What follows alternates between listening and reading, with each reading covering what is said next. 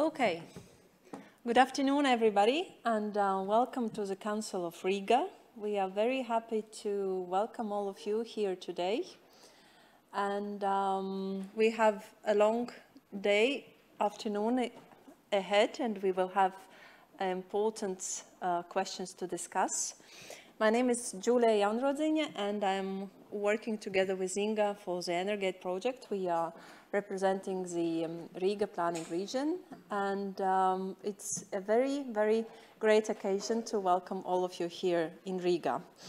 And we are thankful to the Council of Riga for allowing us to use this beautiful space. This is a place where the general meetings of the Council of Riga is taking place, and you are finding yourself in the seats of 60 members of the Parliament of Riga.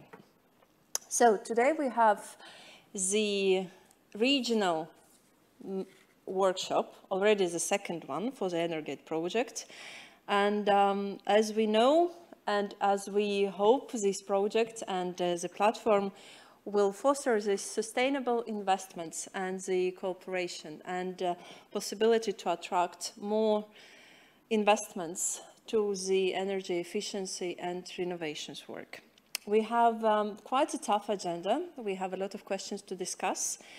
And let me tell a little technical details. So the room is big and we are recording this session. So please, if you want to speak, you use the microphone. So all of you, you have a button which is just under the microphone of your table, and hopefully everything will be working. And our aim today is not only to know more about the platform, the progress of the project, but as well, of course, to know the experience of other countries. And that's why I would like to really encourage you to ask questions and to really contribute so that we don't have only presentation sessions, but we really have a discussion and interaction between us. Yeah? So we will start with presentations. After that, we will have more information about the platform itself. And in the end, we will have a panel discussion where we will discuss the challenges that we face and how we can interact, how we can overcome those, and how we really can make this platform the most efficient tool for achieving the energy efficiency sessions. So to begin with, I will invite Inga Breze from Riga Planning Region to give us a couple of words. Good afternoon. Actually, Julia said already a lot of things about why we are here today and what we'll do today. Just that you put together name with a face. Yes, I am Inga Breze and I represent and coordinate Energate project in Riga region. I would like to especially thank all our guests, municipalities, ministries, building owners, energy specialists, fund managers, and of course, our support and distinguished Energate partners, and Riga Planning Region team for this organization and hard work to make this event happen. So as already Julia also told that Energate is about bringing together and bridging energy efficiency reconstructions with funding. And therefore, today, I really invite, after all the presentations and in between, be proactive and active and contribute with all your comments, with all your concerns and all your questions, because I think today we are in a good moment in the project, because from the partnership side, we have proposal for our regions, for our partners in municipalities and countries, and this is the time where it is possible to shape up and improve the functionalities and what the Energate platform in general proposes. So every euro invested in energy efficiency activities today will help us save more euros tomorrow. So having said that, I really wish a constructive and fruitful discussions today. And thank you very much for joining us in this weather, which is luring people away from the rooms, but I hope you find it comfortable here. Thank you very much. Okay, and as our first point today on the agenda is welcoming from the Edvards Rātnieks, who is the Deputy Chairman of Riga City Council and who is the head of the Development Board for the Riga Planning Region. Unfortunately, he was not able to join us in person, but we have speech recorded.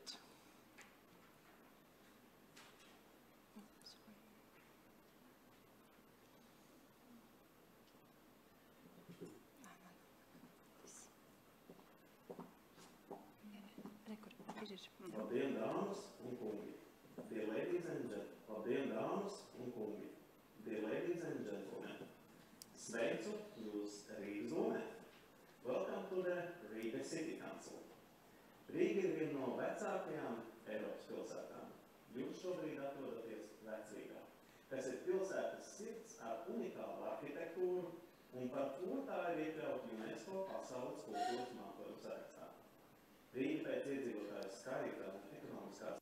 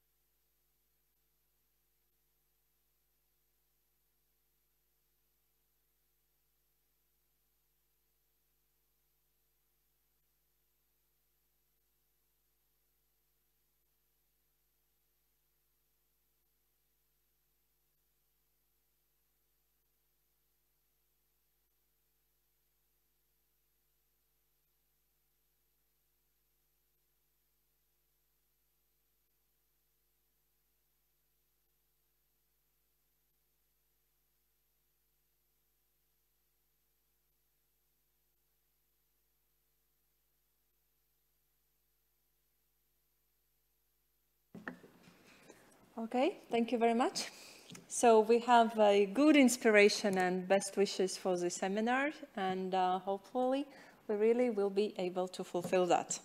So that we follow the agenda, we'll try to be on time, and I would like to invite Katarina Papapostolou from the National Technical University of Athens to make the first presentation about the project.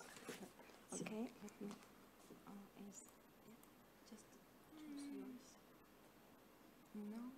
This is the last one. Yeah. Okay. Okay, so hello everyone. I'm Katerina Papapostolou. I'm an electrical and computer engineer in the National Technical University of Athens. We're working for the Decision Support Systems Laboratory in the Energy Policy Unit. And NDUA is the coordinator of the Energate project. First of all, I would like to thank you very much for coming here and participating in our second regional training workshop. Thank you very much for the nice organization, Inga, Julia, and all the colleagues from Riga Planning Region, who are one of our pilots. And yeah, I will try to explain you in brief what we do, who we are, what problems we're trying to solve through our platform, the objectives that we have and our expected results, and the timeline that we have for the future.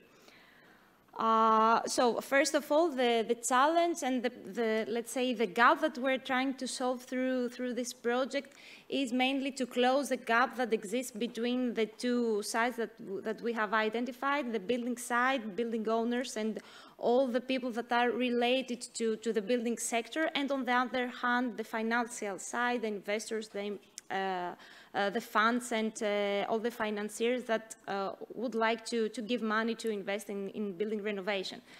So on the one hand, we have the building owners that they would like to find ways to access to finance or find technical expertise, implementers, ESCOs that will help them to find the best way to finance their buildings, the building renovation, the energy efficiency actions that they would like to implement in their buildings. But they need simple processes, so they need people and tools that will help them to standardize the information, to make all this process simpler.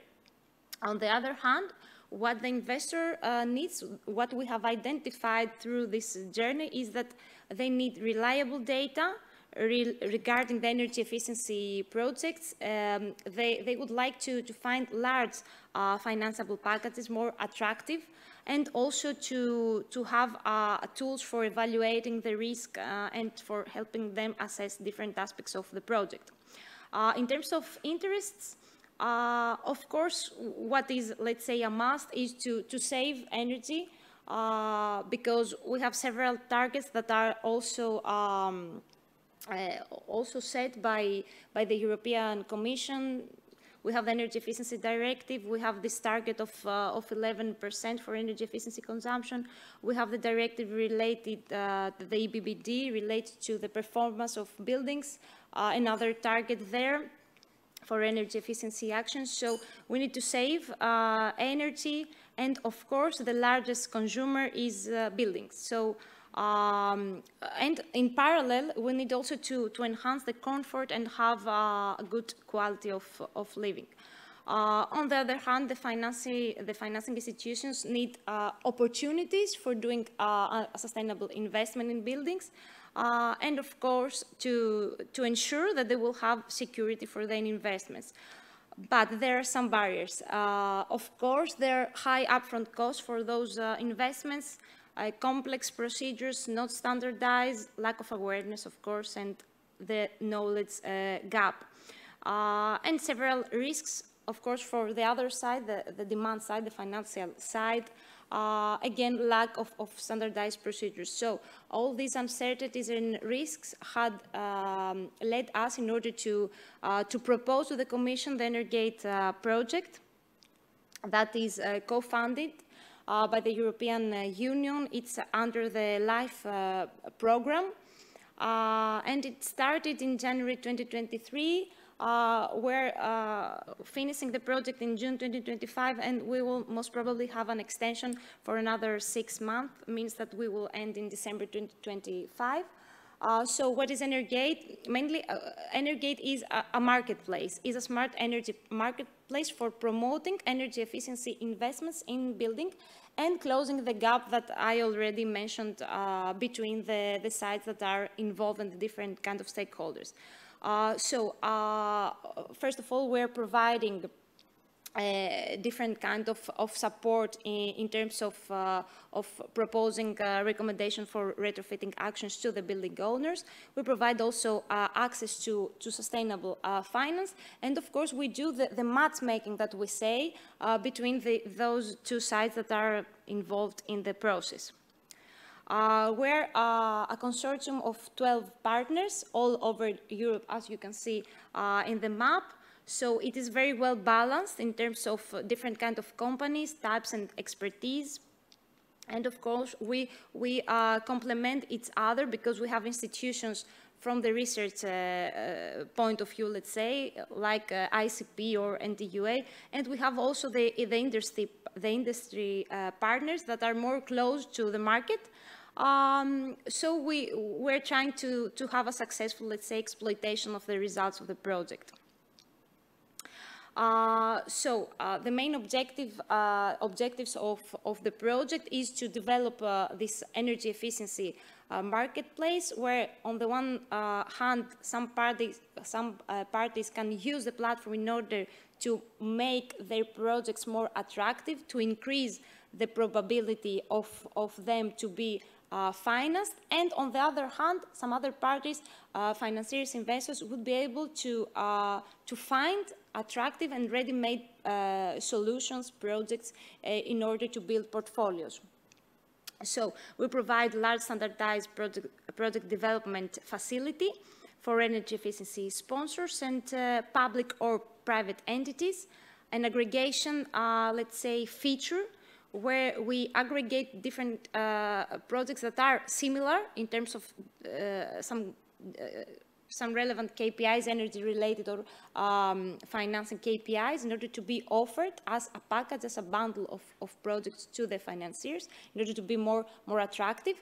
Of course, after the realization of the projects, we have the feedback loops in order to measure the impact of the platform. But yeah, before this, after aggregating projects, we're providing this matchmaking service where we match the building owners or the implementers with the investors based on the needs and the criteria that investors have in order to select a project and prioritize the projects. The different, let's say, target groups that we have, the supply and the demand side, as we say, the building owners on the one hand, asset and facility managers, project developers, ESCOs and municipalities, and on the other hand, private or public financing bodies, fund managers, private investors, and financial institutions. We have divided the stages of the platform in 4 concrete, let's say, concrete stages with several services to support them. So the first stage is the 0 stage, where the users can create a profile, register, and insert their data that are user-related data. You will see after my presentation the flow and how the platform works. So the second stage is the fetch stage. All the data that are related to the building are inserted into the platform in a standardized way. Some of them are required, some of them are optional, but they are all needed in order to calculate our KPIs and propose the most, let's say, attractive solution. And so we ensure that all the technical and commercial information are properly declared. Going to the third process, basically it's 2 processes. The aggregation process, where we identify the similarities between the projects and we bundle them, and the matchmaking, where we match the buildings with the investors. And the final stage, the delivery stage, after the project implementation, we have the follow-up, the monitoring and verification, and some, let's say, assessment and benchmarks. So again, the first stage, we have several, let's say, key information about the building, technical data, commercial, risk related, in order to provide, let's say, a risk assessment protocol. They are properly declared by its project, so we have all the information that we need in order to train our models and provide useful insights. In terms of KPIs, we are calculating KPIs and present them to the building owners in order to see some predictions of the energy consumption that they may have after the implementation of the project. And we also provide recommendations based on the characteristic of the building. We are compare the building that is inserted with the buildings that we have in our database, all those buildings that have been gathered through our pilot partners. So we compare the building with the buildings in the database, and we propose energy efficiency measures, something like best practices. And the aggregation and matchmaking. First of all, we identify the similarities between the different products. This could be, for instance, same typology of building or use of building, buildings in the same country, in the same location, buildings with the same, let's say, type of energy efficiency measures or financial criteria. So we create bundle of projects in order then to be offered to the financiers. And the other service that we have is the matchmaking, where the financiers go to the platform, define their KPIs, they put weights, what is most important for them, what is less important, which KPIs, let's say, are critical in order to select a project for give the money and finance it. So then we are using several techniques based on multi-criteria decision support methodologies, and we prioritize the aggregated or not buildings, and we offer the packages of investments to the financiers. We match them with the buildings. And the delivery stage, as I said, we visualize the project results and do the monitoring and verification.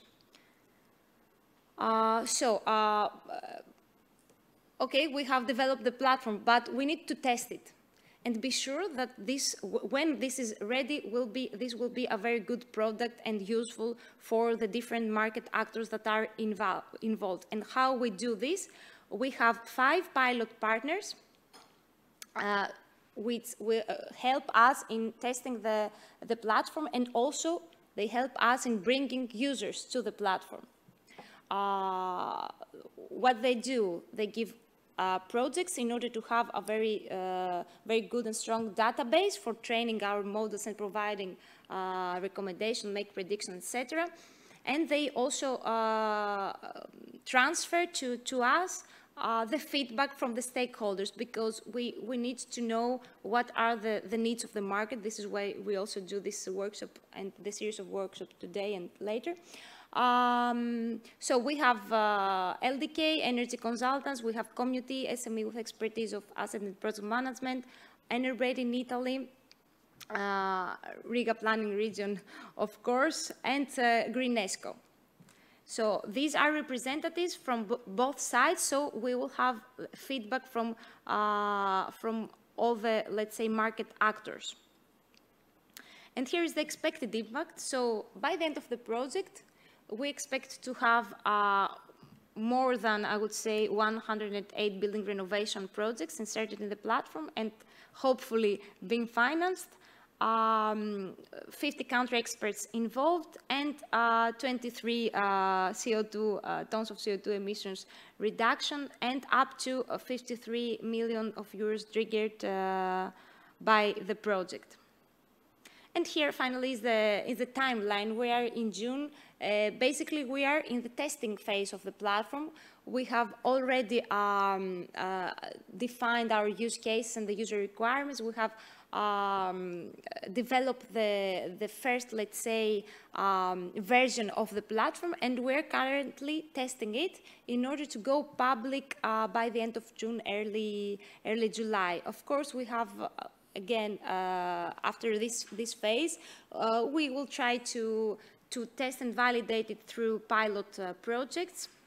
Hopefully, we will have some projects by the end of June in the platform, and then a series of consultation workshops and events will come in order to finalize the platform based on the feedback that we will receive. And I guess that, okay, yeah, you can explore our results on our website. We have useful material in order to, to understand what the platform can offer to you or to the relevant users. Several fact sheets with outcomes of our consultations, the newsletter where you can subscribe and receive our news. And here are the videos that we have produced. They are in our YouTube channel. And you can find very brief, let's say, explanation of what are the benefits for its kind of user and how you can navigate through the platform. And yeah, I guess that's all from my side. Thank you very much again. And I think that we need to give the floor to the more practical, let's say, point of view. Yeah, thank you very much. I will just ask quickly if there are some immediate questions, maybe to Katerina, if there is something. Okay, so then I will invite our next presenters to join. How are you? Who is the first one? Yeah. So, and we will have, yes, and we will have a presentation of the platform. So, and we have Joanna Andreulaki, yes, and Daniela Stotjan from Aton University as well. Good afternoon, everyone. So I am Joanna Andreulaki. I also work at the National Technical University of Athens. And I will present to you in a little bit more detail the user types of the platform and the specific services that the platform provides. And then Daniela will proceed to show you the platform and demonstrate the user interface that we have developed to you. So, as Katerina already mentioned, we primarily divide the target groups of the Energate platform in two categories. So the first category, Group A, are those users that provide all the information that is related to the energy efficiency projects. So the information about the building, about the measures required, the energy savings that they want to achieve, and so on. The second group, Group B, are those who can invest in the project, that can provide financial support for them. So we have furtherly divided those in different user types. So the building owner user type refers to owners or managers of private buildings. The public bodies are mainly represented by municipalities, so entities that manage public buildings. And the implementers are technical experts, such as project developers, ESCOs. They are those professionals that can design and execute the energy efficiency project. Financiers, on the other hand, are financing bodies, banks, investors. They are, in general, those who are seeking promising energy efficiency investments and look for attractive financeable packages so as to support them financially. So what all those users can do in the platform? As far as the building owners are concerned, they can create a profile for their building. They are requested specific information entries to describe their building and what they want to do in terms of renovation actions, but also what the preferred financing mechanisms that they would like to use are. So another thing that they can do in the platform is to find similar buildings that have been renovated in the past. And based on this, they can see what energy efficiency actions have succeeded and how they could also improve the energy performance of their buildings. Whereas they can also see some estimations in terms of impact of different energy efficiency measures, such as the savings that could be achieved, energy savings and CO2 savings, based on data and machine learning techniques, based on previous projects that have been implemented. And having provided all this information about the building, they can find the suitable technical experts to execute the project, but also the suitable financing partners so that the project can be finalized through this process of financing and investment and so on. As far as implementers are concerned, what they can do in the platform is, first of all, find buildings that need technical support. They can also add buildings from external clients that are looking for financial resources. And they can also aggregate the projects with other similar projects based on what the financiers desire, so as to create more attractive investments for them. And the financiers, they declare all the criteria that they have for the project. They could be financial criteria such as return on investment or payback time, or non-financial criteria such as the impact of the project, the energy savings, and so on. So they can be matched with those projects that fit to their criteria. We also prioritize the projects by asking the financiers what's more important to them, which criteria are more relevant. And this allows them to declare their interest in the project, issue a term sheet, and start the due diligence so as to complete the project. And finally, public bodies function in a similar way as building owners, so they can create a building profile. And by creating this profile, they can pre-announce an energy efficiency project. Thus, they can notify the other users in the platform, the implementers and the financiers, that there is an upcoming energy efficiency project and that they're looking for a technical team to execute it, or for fund providers, or for both of these user categories. They can also see how other buildings have improved their energy performance in the past. And they can also create groups of projects from different buildings so as to create a bigger package that will be more interesting to the financiers in the platform.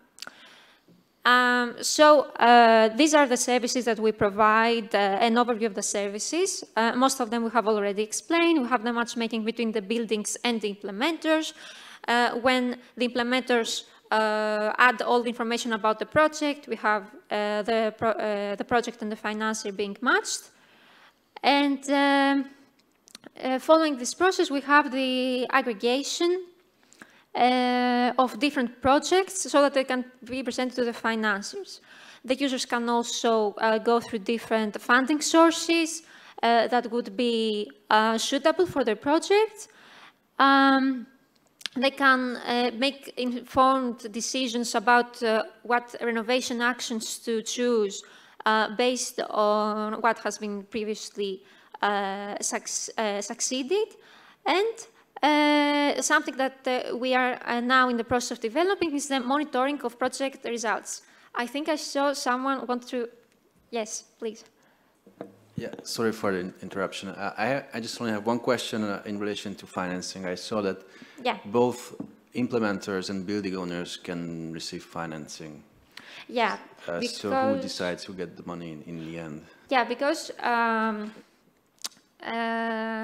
who gets the money? So the implementers and the building owners can both add the buildings and add the details of the project. So, for example, if a building owner is a big real estate company and they have their own technical team, it might be the case that they don't need an intermediary and implementer so as to define the project in a way that is understandable for the financier to assess. And in this case, the investment will be directly, and the communication will be directly between the building owner and the financier. And this is something that can also be done through the platform. However, for example, in the case of ESCOs, usually the implementer has the money and they execute the projects, the equipment and all that, and the investment is repaid based on the the cost savings that are issued from the energy savings. You're welcome, no problem. Okay, so since in this workshop we're going to focus more on the public sector, we can go a little bit in more detail as to what we envision to offer as Energate to public bodies. So, a public building might be in need of renovation and searching for the suitable financing mechanism to fund the energy efficiency project. So what we have done is explore the different EU funding mechanisms that are available, and we're creating a library of those mechanisms, and based on the characteristics of the project, we're going to propose which mechanisms are most suitable. For example, if a project has a strong social impact, then a suitable mechanism for this could be the ESF+. Another thing that we can do through the platform is to propose a technical expert, an implementer that can conduct technical studies for the building. So for many financing mechanisms, in order to be able to apply, the municipality needs to have a very detailed plan for the project. They need to have conducted a technical study in the building, feasibility studies and all that. So this is a matchmaking service that we can offer through our platform.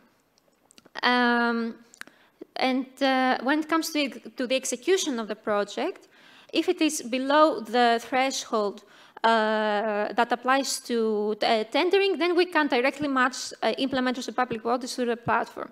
If it is above the tender threshold, then legally it is essential to go through public procurement. So what we can do is inform the implementers in the platform that there is this project, and this allows them to better prepare for the public procurement, to prepare better offers for this process.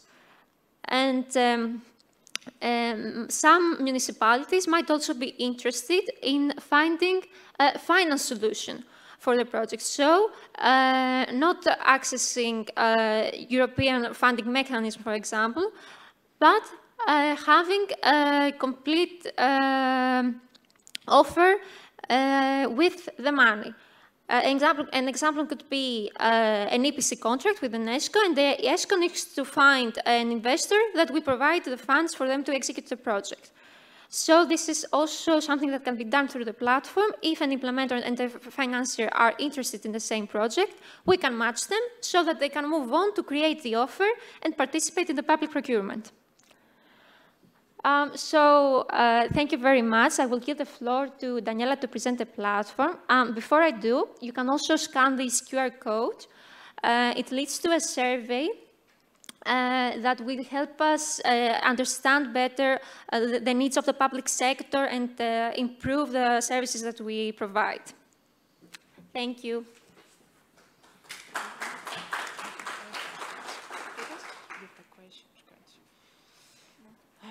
While we are changing the presentations, any questions maybe?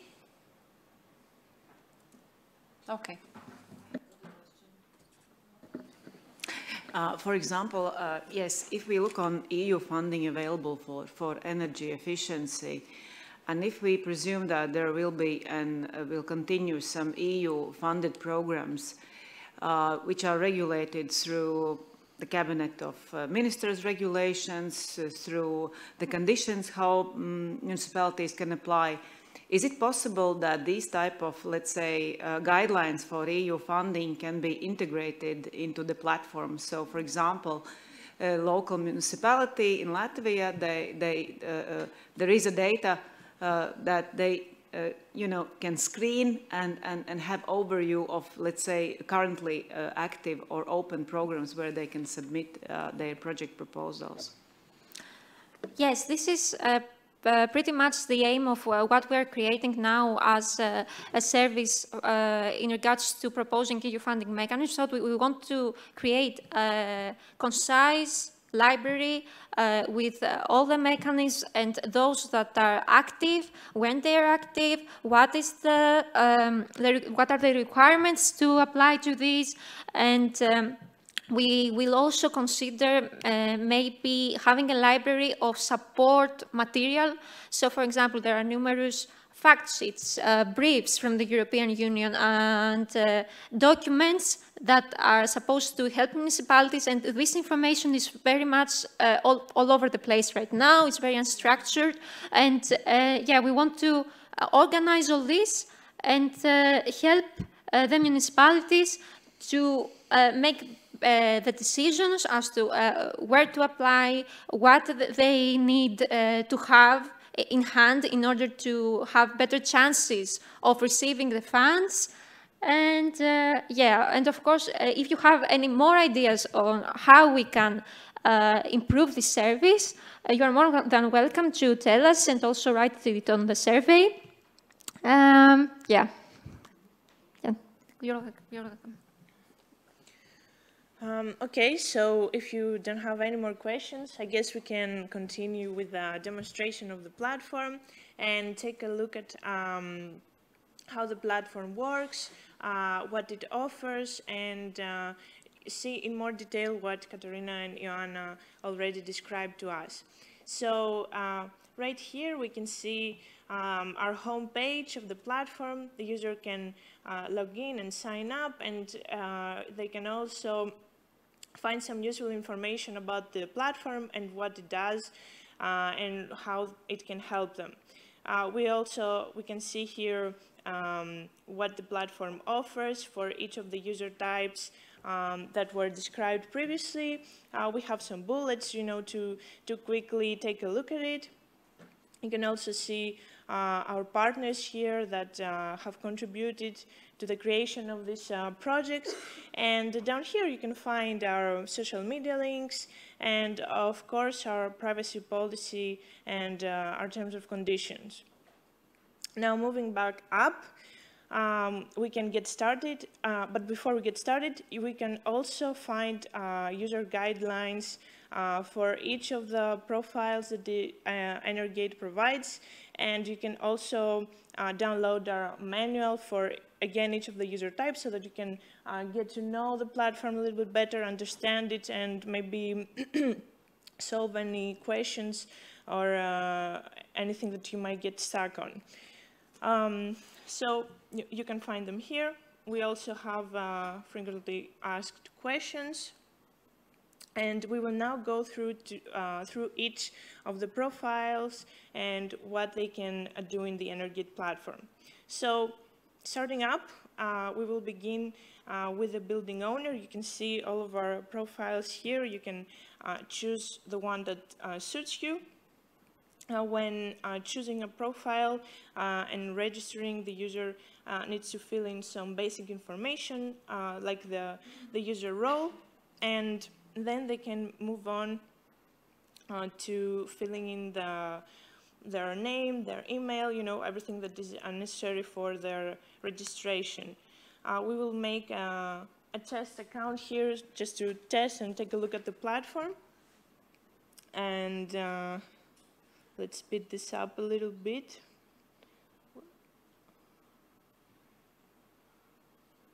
Okay.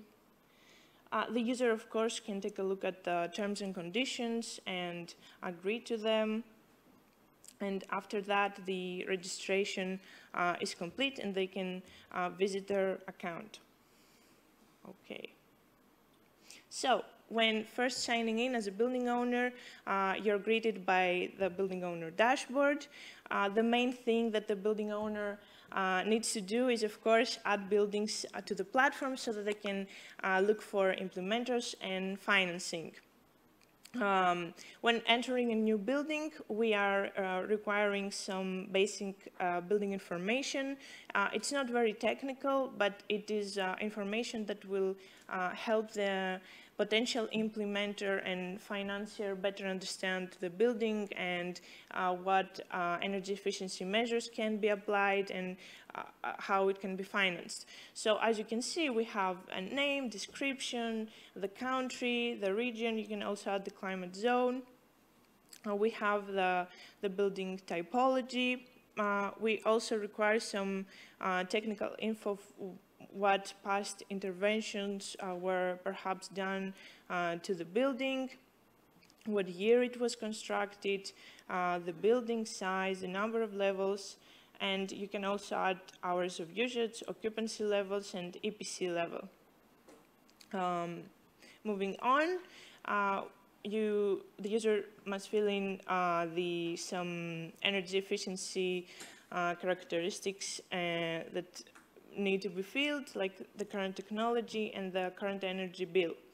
And lastly, the building owner can choose what finance solutions they would mostly prefer when matched with an implementer and a financier, so that they can agree on the financing part. At any time, the user can delete the building or edit it and update any information that they registered wrong.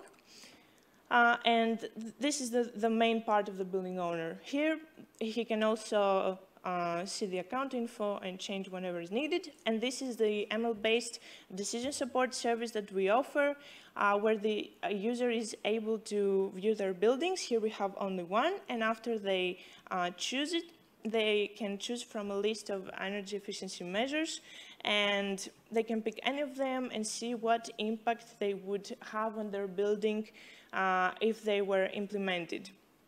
Now, what we offer are, of course, estimations, and this is more to help the user better decide and understand what is the expected outcome of these energy efficiency measures. This service is currently under construction. We are constantly training the models to better increase our accuracy and make it more reliable for the users. And after that is done, the user will also be able to view similar buildings to theirs and see what interventions those similar buildings have had done to them, and what were the effects and, you know, the cost and the energy and everything that was won. We are now moving on to the public body profile. This profile is very similar to the building owners, since, again, their main goal is to add buildings to the platform so that they can then be matched with implementers and financiers. We're quickly completing the registration here. As you can see, very easy and simple. And then we can log in and take a look at the account as well. So, as previously, the public body can add their buildings here. What is a little bit different is that the public body should also add a link to their project, because there are some legal regulations, and the implementers cannot directly be matched through the platform with a public body, project. But they are able to view it, assess it, and visit the link so that they can then proceed with the offer. As previously, we have the basic building information, building typology, technical information. We will go through them very quickly, and what is most interesting here and different is the financing of the project. So this project can be, of course, be presented to our financiers if the public body wants to finance solutions and wants to present this project to possible financiers. But we also offer a list of EU funding mechanisms. We have organized them. The user can see which ones are available. They can see all the basic information, and they have access to all the necessary links that they can visit and take a look at this mechanism in more detail. And of course, they can then save which ones they think is more suitable for their building. As previously, this profile has access, to the same service as the building owner profile. Now, let's move on to the next profile, which is new, the implementer. Again, we're going through the registration process. The implementer can execute projects and finance their own projects that they can also add to the platform. Let's go through this registration a little bit. And here in the next step, we also require the implementer to fill in some more technical information about themselves, like what technology they cover, and what is their experience, and what geography do they cover. This is important so that we can then match them with only buildings that are suitable for them and that they can actually implement, so that they don't have access to many buildings and most of them are useless for them. So we will now register with the implementer profile. When the implementer first signs in, they are greeted by the dashboard where he can see the buildings, the private buildings that he has been matched with. He can also see public buildings if they like to.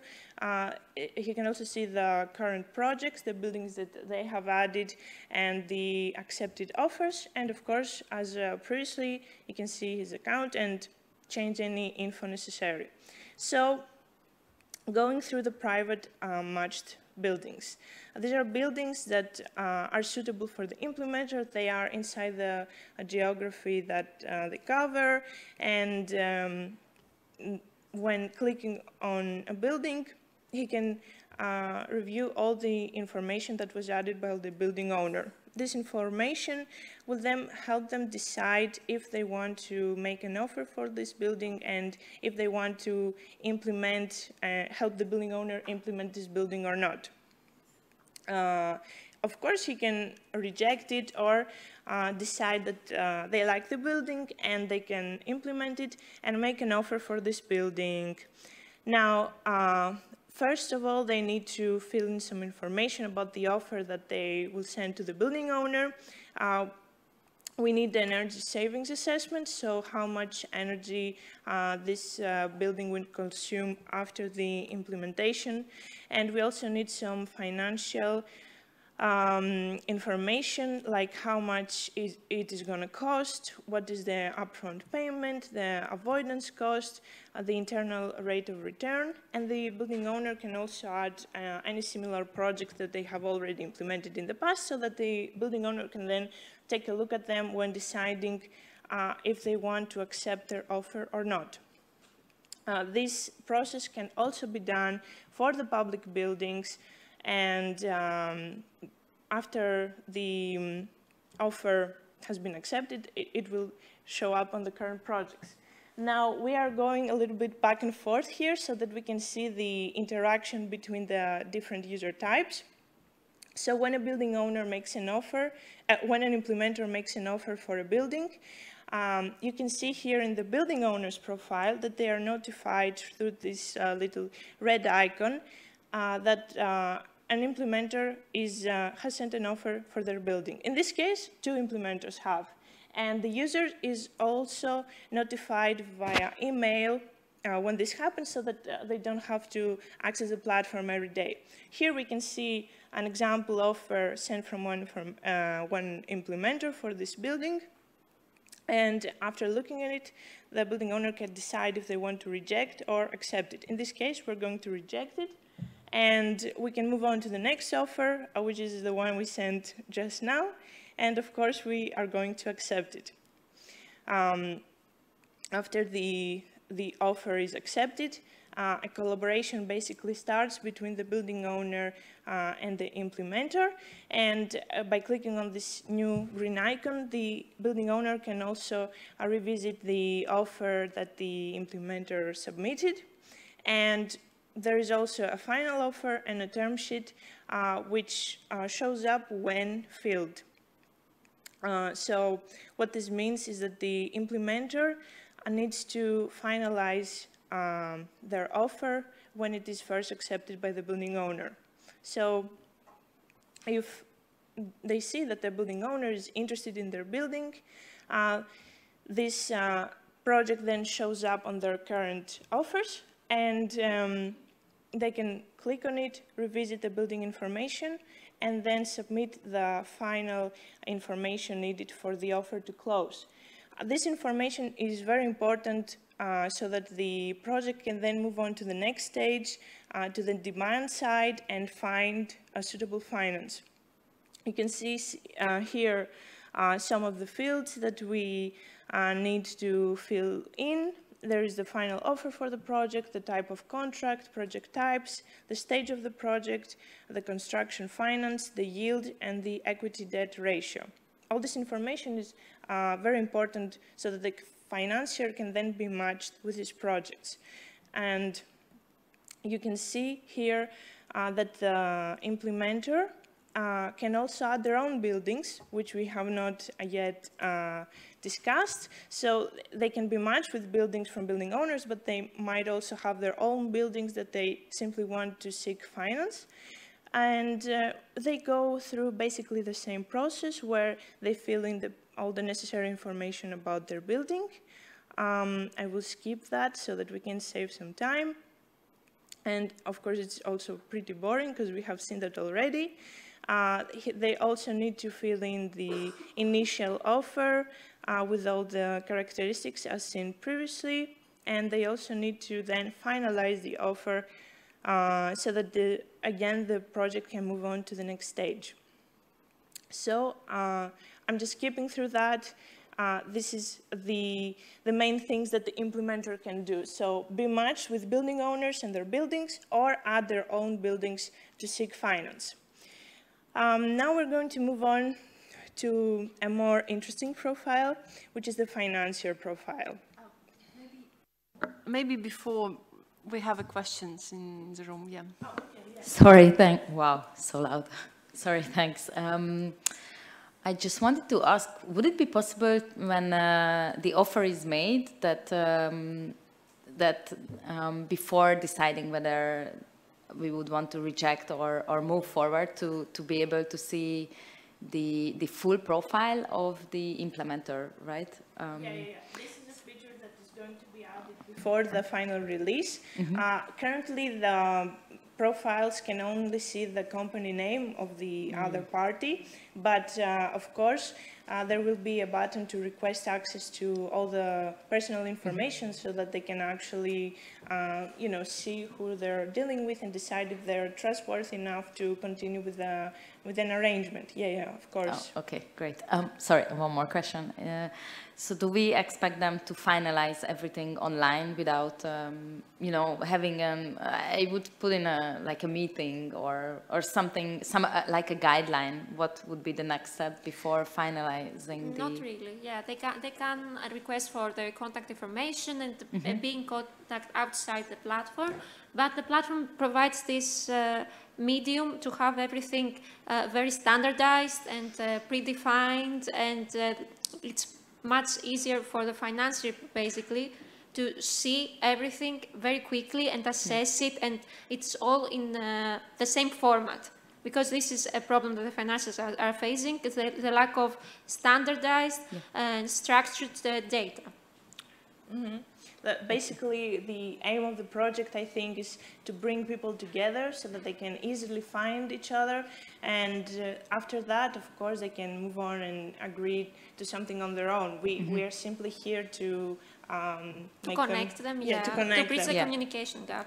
And they can amend their offer based on, so, okay, they move offline and maybe have a meeting, and can they amend the offer Yeah, after? of course they can edit. Okay, okay, great, thanks. No more questions. Question, building on Dia's question. So let's assume, and this is the best case scenario, that the Energate platform is going to be big and a lot of implementers are going to register. Would it be possible to somehow introduce a rating mechanism to rate yeah, the we're actually implementers? working on a rating mechanism, but of course we have to bear in mind that everything that this mechanism will take into account is only based on the information of the platform. So it's not easy to guarantee that this is an experienced or good at their work professionals. We need to take this into account and make this very clear from the start, from the terms and conditions, that this rating is based on what has been done in the platform solely. Yeah, because we don't want to discourage users from connecting with one another, but we can, of course, show what they have done through our platform and what they have achieved. Yeah, we want to incentivize them, not punish them, let's say, for, I saw also that you... microphone, please. Microphone, yeah. Yes, this is veel cooler. I saw also on the platform you have also a place where the investor, where the builder, where you put on your former projects. Yeah, the building owner can, you mean for the implementer, where they put some projects that they have implemented in the past that are similar to the ones they are doing the offer for? Yes. Yeah, because for many building owners to accept to cooperate with an implementer, it's important for them to know that they have experience in this type of projects. Yes. So, yeah, they can add there some basic information as to what the project was, what the interventions were, what the results were in terms of financial returns, energy savings, and this gives more confidence to the building owner that, okay, I'm dealing with someone that has done this before and has succeeded. Yes, some credibility. But my question was also a bit in line of the other speakers. Where is the deal actually made? Yeah, we haven't reached that point yet. Yeah, but we are about to. Yeah. Okay. Thank you. Okay, so let's move on with our financier. Here we can see the user roles that the financier has. Again, we are going to speed through this registration process, and we can only look at the additional information that is required for this user type. So the financier can specify what technology they are mostly interested in financing, and they have to fill in some important financial KPIs. Of course, we are just adding some very simple dummy data to get all the buildings, but this information is going to be used for the matchmaking process, so that they are only matched with buildings that are attractive to them and that they will be most likely interested in. So I'm just filling this information. You can see we have payback time, we have min-max investment, you know, many financial KPIs to help the financier find better projects. After registering for the first time, the financier is also asked if they want to aggregate projects or not. As Katerina and Joanna said before, we have a aggregation matchmaking process where we can take smaller buildings and bundle them together to create bigger and more attractive projects for the financier. For the aggregation, we let the financier pick some filters. So if they want the same implementer inside a bundle, if they want the buildings in a bundle to be in the same country, let's look at them a little bit again. If they want the building to have the same typology, the same type of finance, and lastly, similar IRR and payback time. After they choose the filters that they want to, they can also prioritize which of these KPIs are more important to them, so that we can rank the projects so that the more attractive one for them is on the top.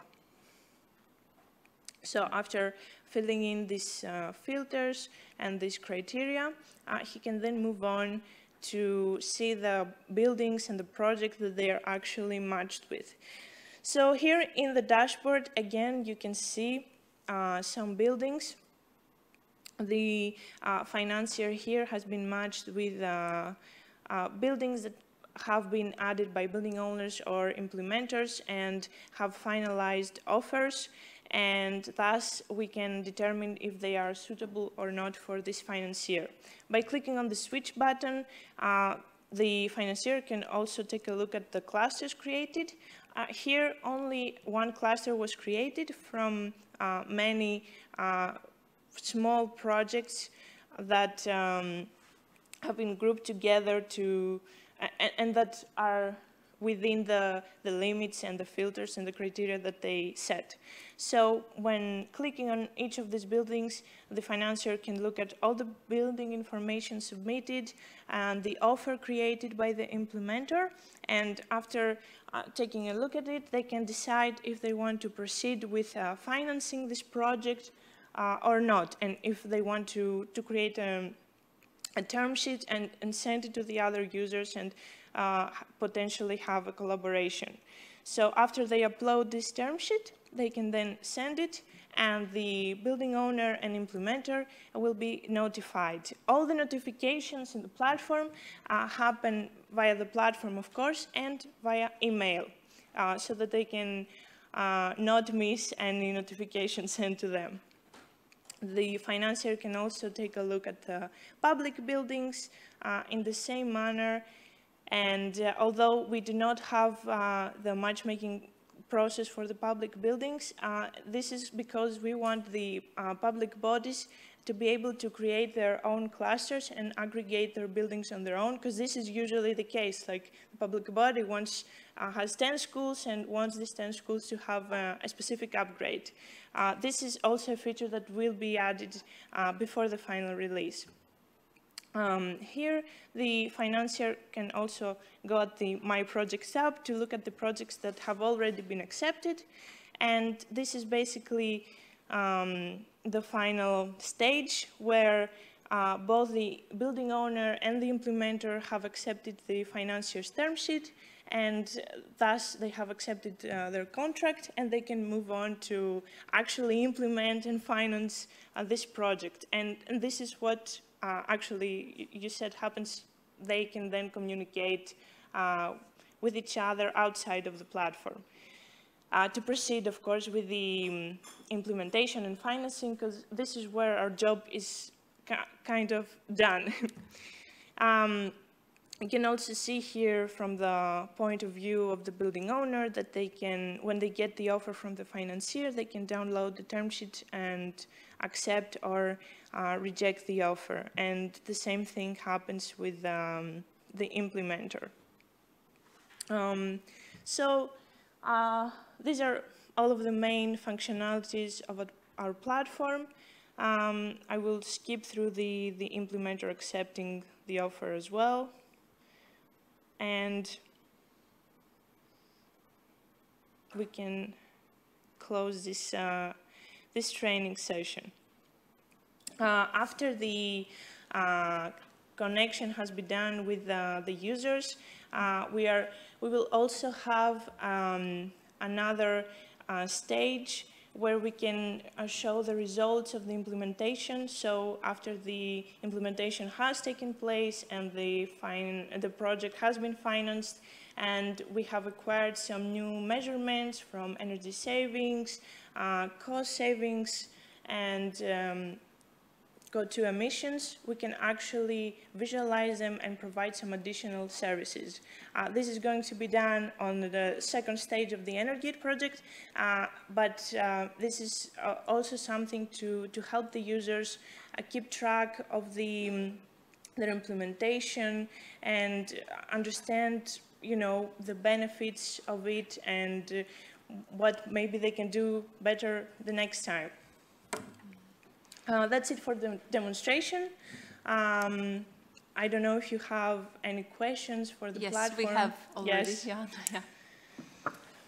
Yeah, thank you very much. It was very useful to see all the profiles, so congratulations. I have some questions and comments. Some of them maybe we can discuss further in more details tomorrow. But the first question is there any threshold for financiers when they are, let's say they put, we need a 10% leveraged IRR that we can get, and you have a project that you as a building owner may have a project that may give them 10 and not 12% IRR.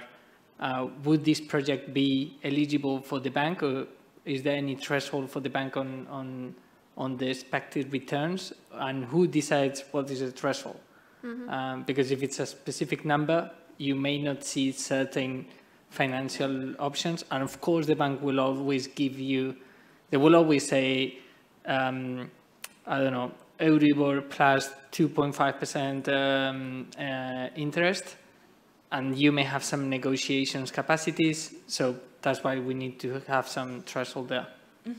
We are actually, we were thinking of that, and we want to add another field, which is the threshold, as you mentioned. Yeah, a so margin of tolerance. So that the user can pick on their own what exactly is the margin of tolerance, and so because we cannot show them everything, you know, they need to be a little bit specific, but we do want to implement this to add a margin, of course, because.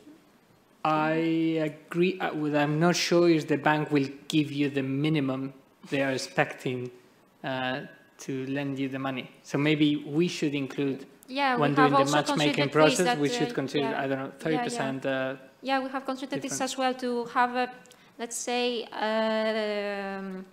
on the back end, to consider to have a little bit of tolerance, not provided by the financier, but from us, that we will also present something that is 2 or 3% or something small below what the financier has entered as a minimum threshold. We will also present to them and leave it up to them to accept or reject it. Okay, perfect.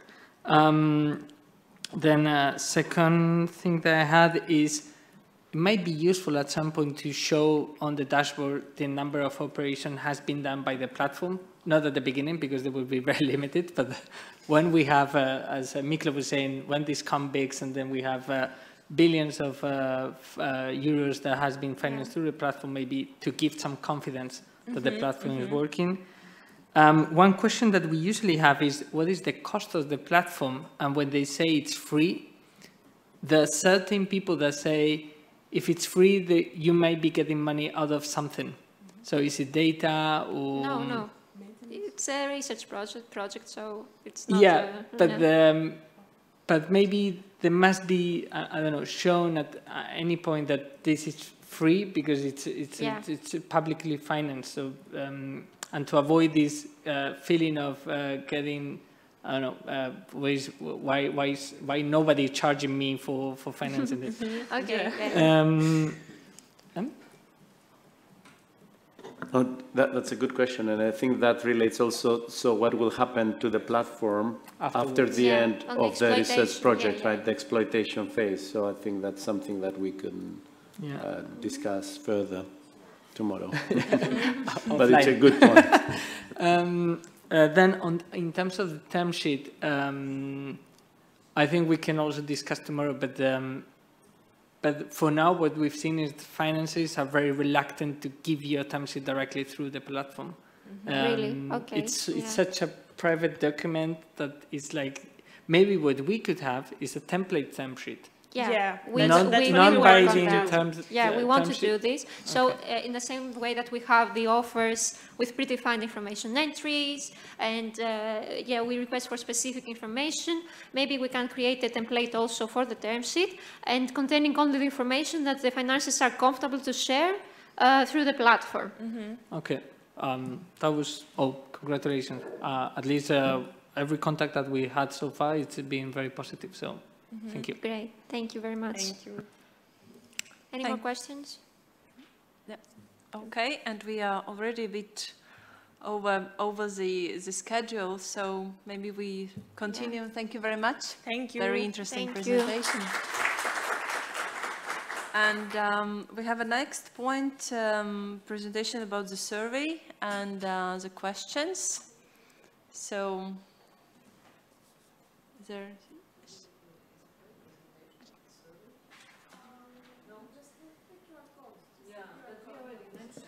Oh, yeah, okay. Just to mention, yeah, in the agenda on the back, you may find the QR code to access the questionnaire. We will just then,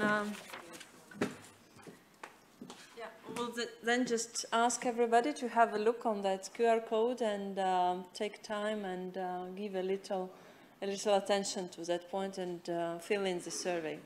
Okay. So. We continue now then with the discovering of more of the potential of the national countries, and unfortunately we had a last-minute cancellation from the Ministry of Economy who are not participating today, and then I will invite Mr. Kurt Auser, the representative of the Ministry of the Regional Development, and with a presentation on EU innovation funding opportunities and topicalities in Latvia. Welcome, Kurt.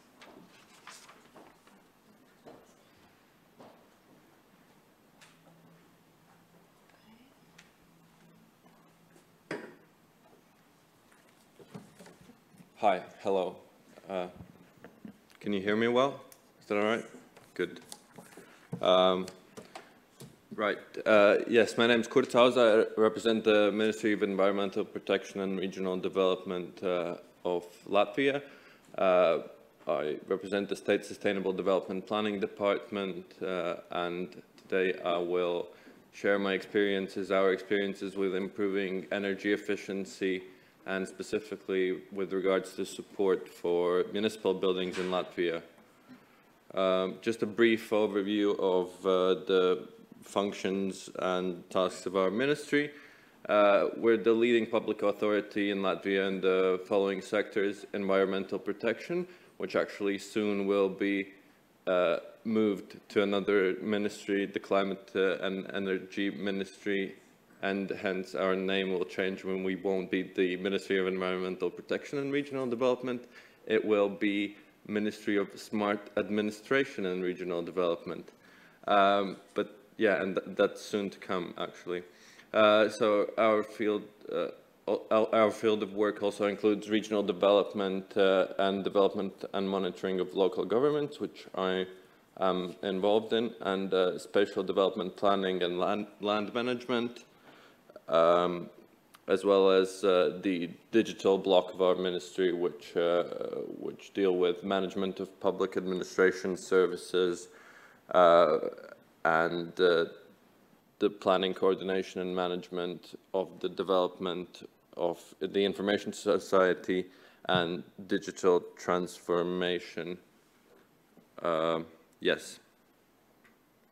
Is this word? I don't think it is. Okay. That's fine. Yeah, so we have two investments towards improving energy efficiency in municipal buildings. One of them is under the Recovery and Resilience Facility, specifically the Recovery and Resilience Plan for Latvia. Investment number 1.2.1.3, improving municipal buildings and infrastructure by promoting the transition to renewable energy technologies and improving energy efficiency. And the application process for this initiative was open from the first quarter of 2023 until the end of the year, with 2 calls scheduled within this period of time. The implementation deadline, which is quite specific to RRF, because it's a short funding opportunity to kind of boost the economy and have an immediate effect, and maximizing the benefits of the investments within a reasonable time frame. So all projects must be implemented before 2026. And the general objective of the investment is quite straightforward: improving the energy efficiency of municipal buildings. Our target investment will focus on buildings owned by the local government, including those where the local government is a majority stakeholder in a mixed ownership building. And the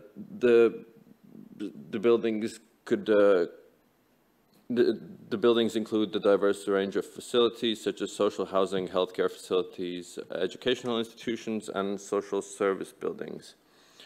The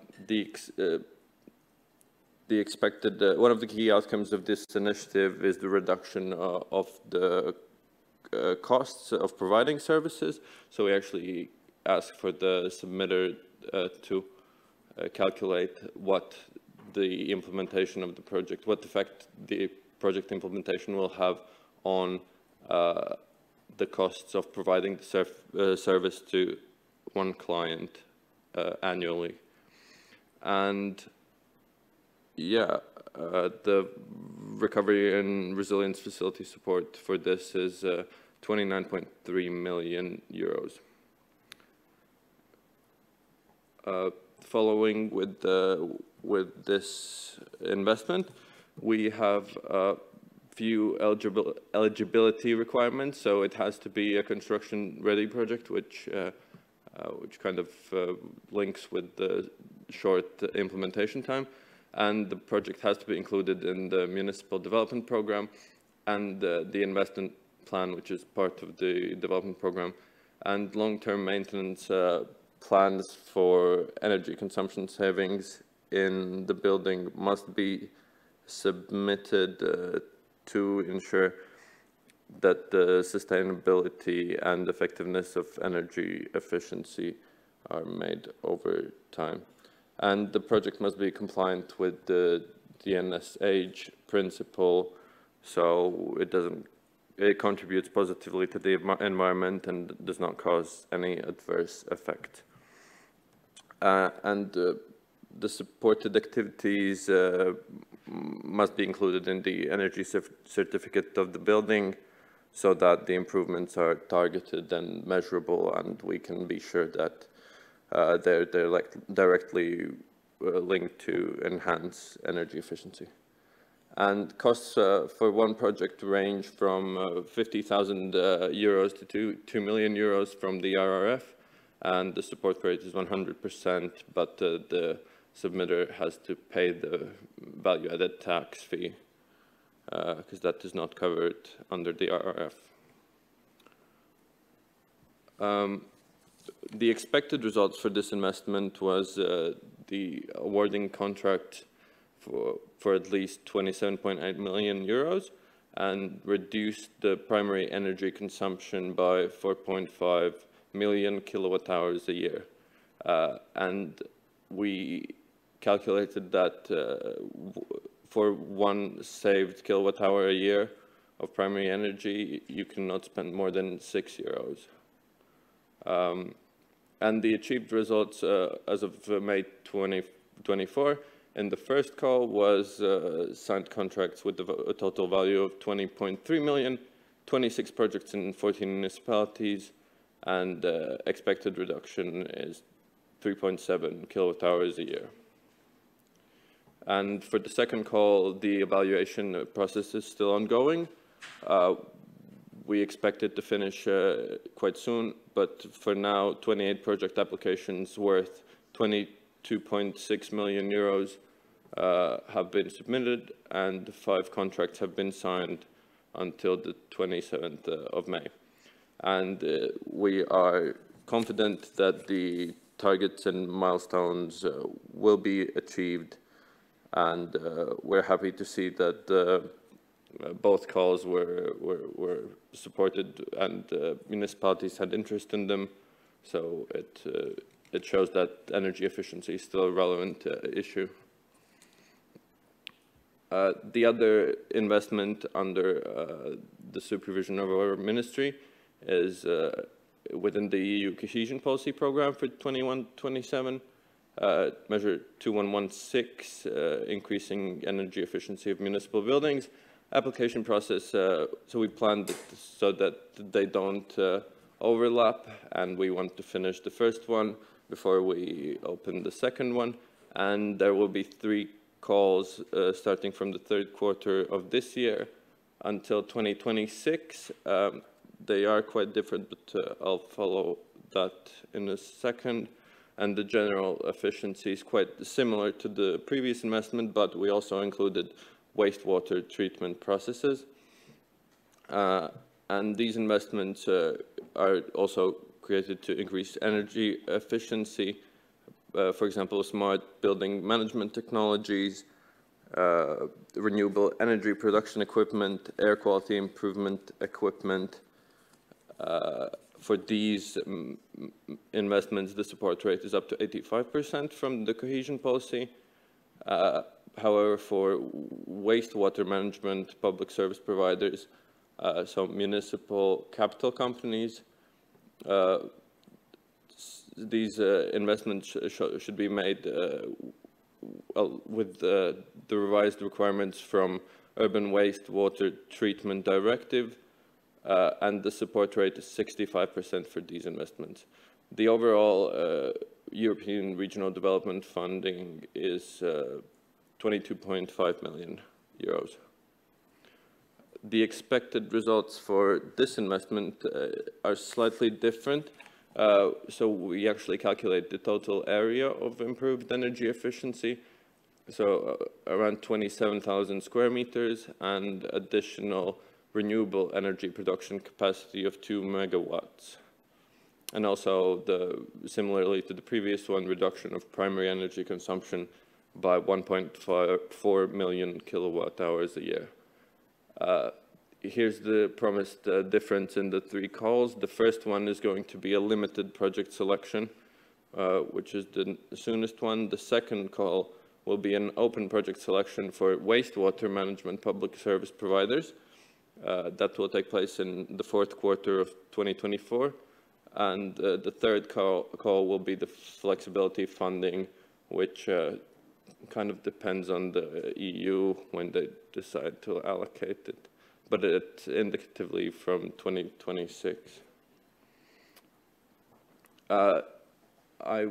We haven't actually explained the project lifetime because for the national stakeholders it's usually pretty straightforward and clear. But in terms of your project, I thought it would be interesting to see how the project submission takes place in Latvia for our support measures, how municipalities get from the idea to actually implementing the energy efficiency projects. So the Central Finance and Contracting Agency opens a call for project submissions.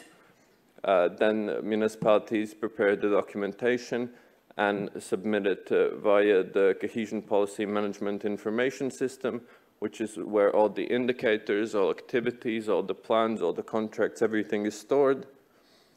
Then the projects are evaluated by a commission consisting of ministry representatives, the Central Finance and Contracting Agency representatives, and perhaps other invited stakeholders to evaluate whether the energy certificates are legit and the project is actually could be completed with the indicators that are promised. And that the contracts are signed, the procurement procedures take place via the electronic procurement system, and it is of course followed by the implementation of the project, achieving all the indicators hopefully. And yeah, that was shortly everything I wanted to tell you today. Thank you for your attention. It's a shame that the Ministry of Economics couldn't participate today because they would kind of complement my presentation with their view of government buildings, not the municipality buildings, but I hope it won't be a huge loss. Thank you. Thank you very much. For sure, we will, if necessary, we can provide the information in writing. So if there is a necessity for the platform, then we for sure can do it. And I will ask if there are some questions that we could ask, Kurt? No? Ah, yeah, wonderful.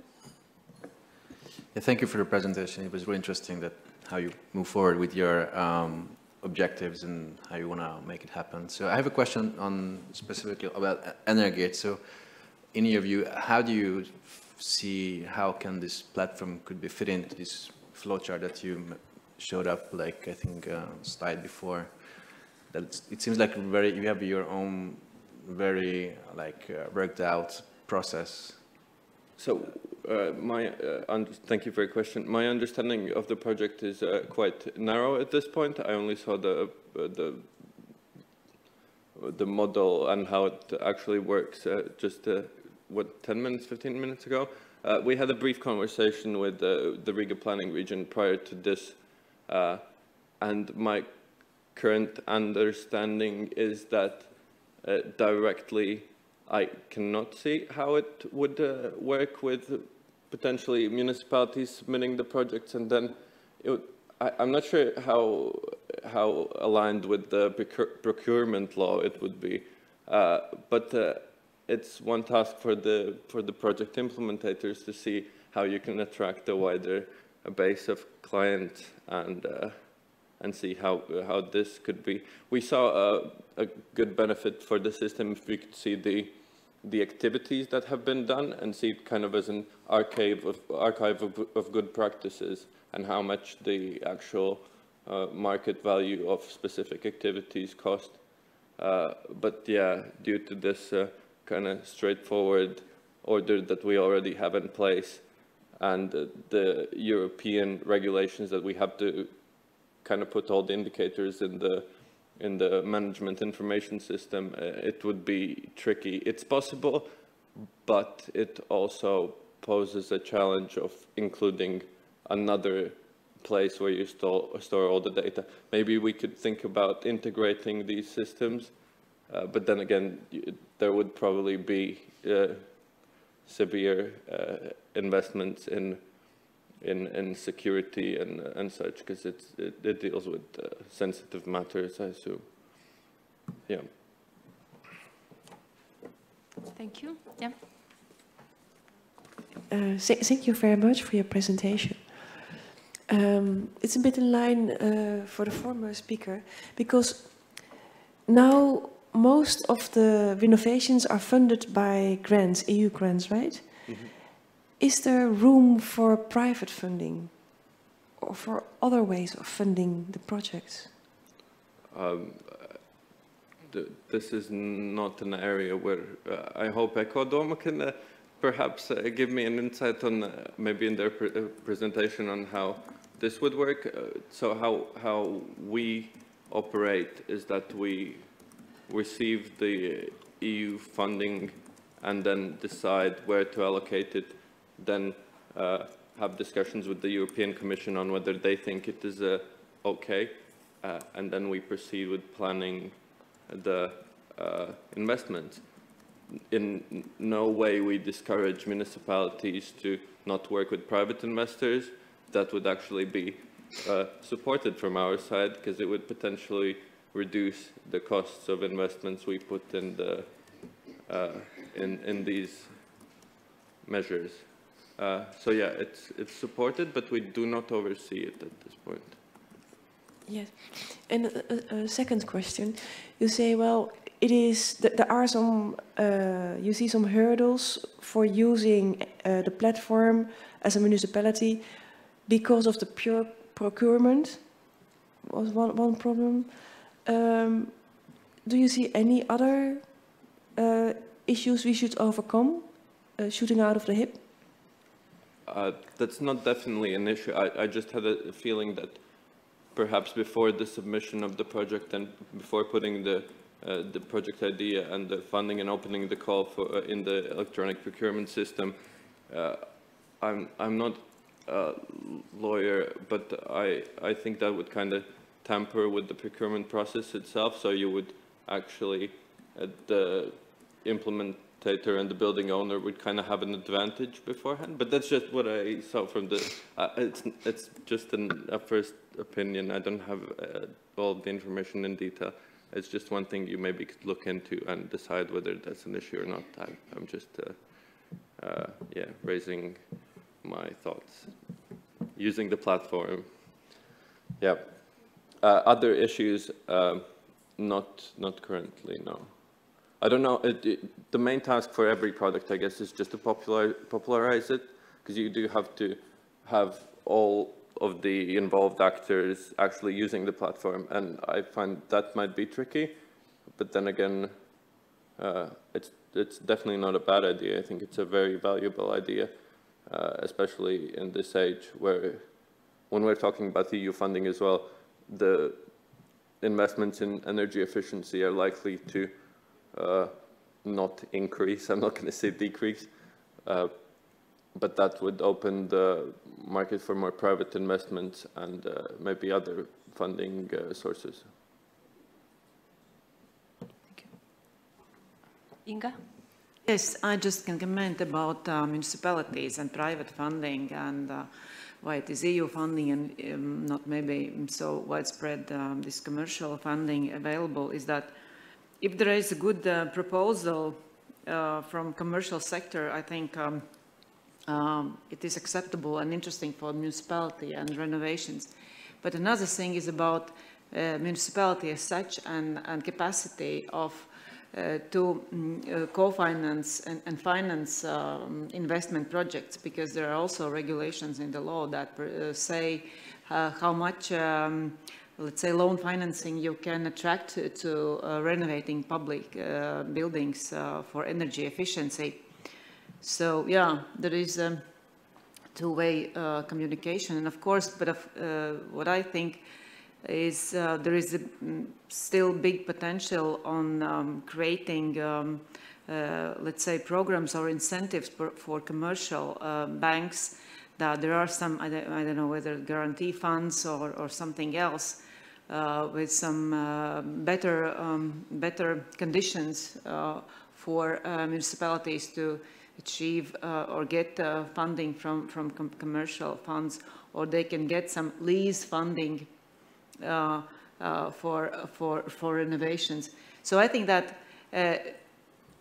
more work on really developing those financial instruments is even more critical than you know, saying why it is only EU funding and not so much commercial funding, because currently municipalities really are doing excellent job and doing maximum what they can do with the funding and the programs available at the moment and their financial capacity. Thank you. Okay, so I see no more questions. So thank you very much, Kurt. Thank you. And yeah, so we now continue slowly towards the real experience of the municipality. And I would like to invite here Mikus Denis, who is Energy Manager for Territory Development Administration, Municipality of Sigulda.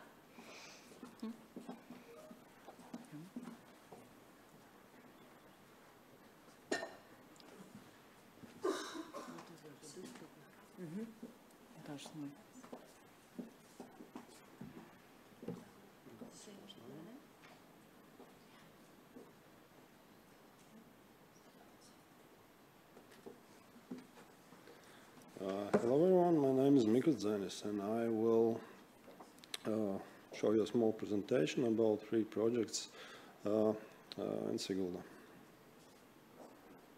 The one first will be the Sigulda Municipality Cultural Center building, then the architectural monument of national importance, the Newcastle, and one project that is still in process is lighting infrastructure of public areas of Sigulda municipality. About Sigulda Cultural Center building, then you can see reduction of the CO2 and consumption of heating.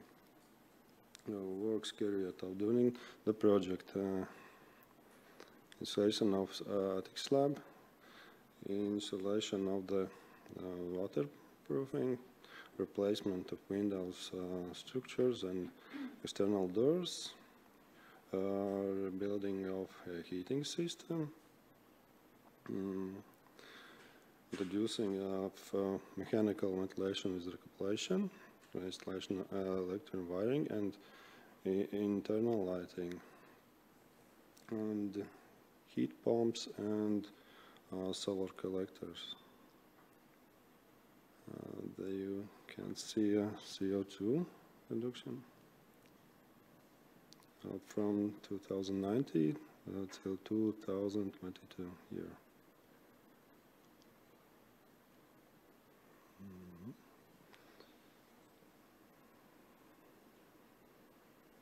This is energy consumption heating. It's still from 2019 till 2022 year. And about investments of Culture Center of Sigulda municipality in Devons. The total investment is 7.5 million euros. EKI financing is 1.9 million euros, and municipality financing is 4.5 million euros. And the next project is architecture monument of national importance, the Newcastle. Here you can see a CO2 and heating for square meters per year. And the works are loft installation, floor installation, replacement of windows, replacement of doors, renewal of heating system, mechanical ventilation with heat recovery, renovation of lighting, wall insulation, renovation of the thermal insulation. Here you can see the CO2 reduction and energy consumption heating.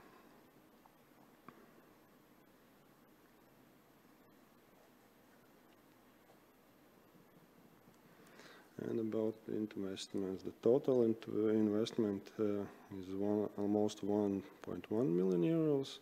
EKI financing was almost 500,000 euros, and municipality financing is almost 400,000 euros. And the last one, this project is still in process, is lighting infrastructure of public areas of city municipality. In this project we will replace 567 luminaires, replacing the existing sodium and mercury luminaires with LEDs. And total estimated costs is almost, you see them.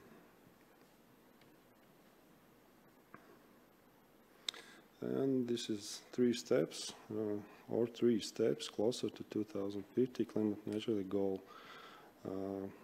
It's renovated facilities, energy savings, lower energy costs, more renewable from renovated facilities, and reduced CO2 emissions. Thank you. Thank you. Okay, I will ask if there are some questions or reflections on showed. Yes, yes, please. Thank you very much. Quick question regarding the carbon reduction on the emissions. Is it the operational carbon or also on the embodied carbon? So when you did the works did you also use materials with lower carbon emissions, embodied carbon emissions, or you were focused on the operational one? I think that in that year that was not a no, I cannot answer about the materials, but now it's really important to know that. But in that time it was what year it was? Through the SECI funding, actually, it was an operating CO2 emissions savings. It was not about materials. That's the indicator that is measured after the project, and this is decrease of CO2 emissions after project implementation, and they monitor it for 5 years. Yeah. Okay. And Inga, this is a regional fund only for Latvia? It is called ECI. I was referring. That's very. Is this information on the? Yeah. Yeah. That is a special fund, but I'm not sure whether this is 100% EU money or this is. It's national money, and it's coming from emission trading scheme. So it's from the CO2 cells. Mm-hmm. Okay, thank you. Thank you very much. And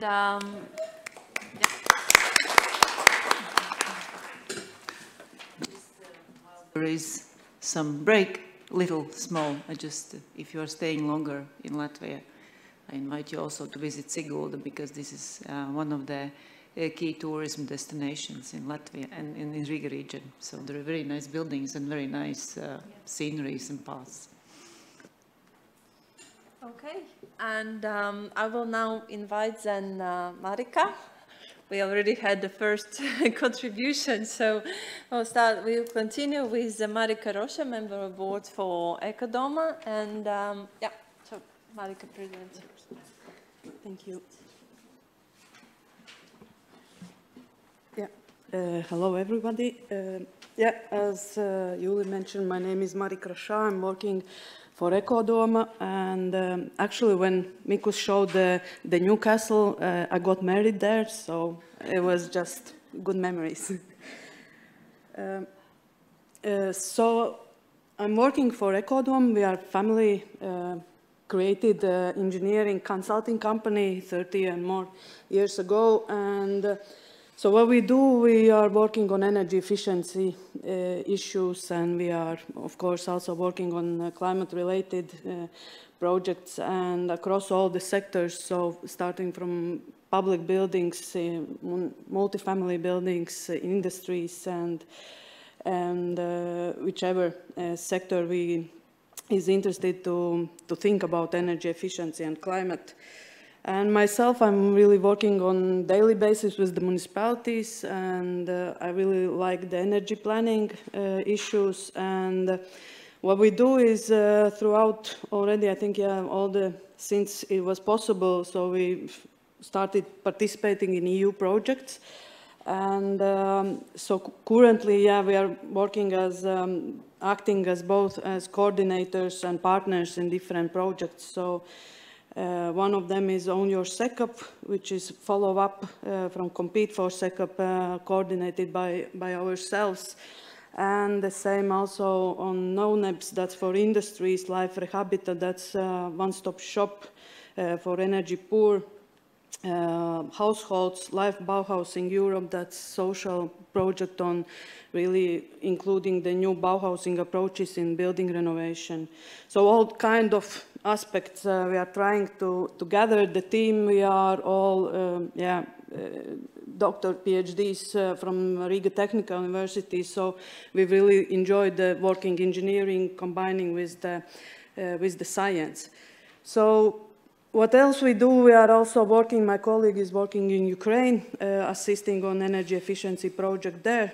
We have had working with Mongolia also on sustainable energy, climate action plans, and also Romania and other countries. So what we are trying to bring is a change in thinking, and this is, I took this beautiful graph illustration from LinkedIn, and this is something that we want also with the projects we are working with, and we want to change the habits, so to bring new mindset, new habits and new results, and that's why we are also acting as a coordinators, writing these proposals and bringing our ideas in Latvia in the municipalities, most of them. So what I wanted to share with you, and based on what we had discussion with Inga, so I will share two case studies. So experience coming myself working on these two projects, and one is a very positive project, which will be the case study number one. The second one will be very much related to Energate project, but very painful. So I think sharing is caring, so I want to show you what we actually try to do, and I think, yeah, that's something I would like, that you don't step on the same, I don't know how you call grabekskaila, the same, there's, when you grab the grass, you clean the grass, so there's, I don't remember the tool, how it's called. So there is the tool, you grab the grass, and in Latvian there's saying don't step on it twice, so you get it always in your head. So this is something just to show you. So the case study number one, the positive one, is about towards systematic implementation of energy and climate actions in municipalities. So I'll try to also bring it, make a connection also with Energate project, but this is based on Own Your Sector project.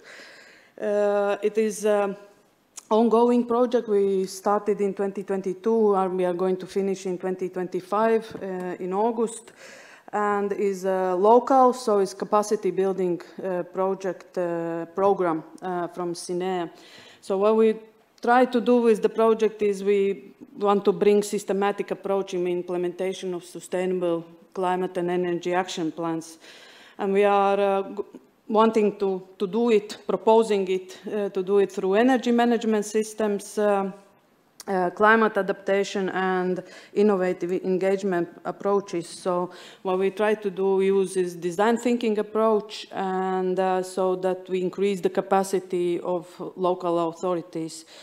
We are 11 countries in the project, and we are addressing 88 municipalities, so 8 municipalities per country, and 8 in Latvia.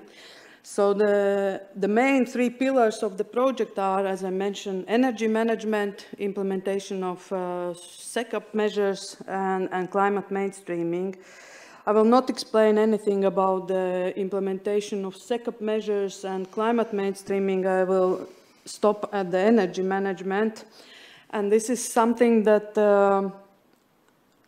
I feel that also we started, first of all, first time we started talking about energy management, and with energy management I mean ISO standard 50001. So we started in 2015, and that was also through an EU project, 50001 SEAPS, coordinated by an Italian consulting company. And that was the first moment when we discussed, that was one of the targets, to implement and certify an energy management in a municipality. And we selected Daugavpils, which is second largest municipality, the city. And since then, actually, the results we have achieved are really crucial and significant. And this has proceeded since 2015, so we are in last year the Parliament approved the changes in energy efficiency law, and currently I think we are one of the only ones that countries in EU that we have energy management has been mandatory in all the Latvian municipalities. So this means that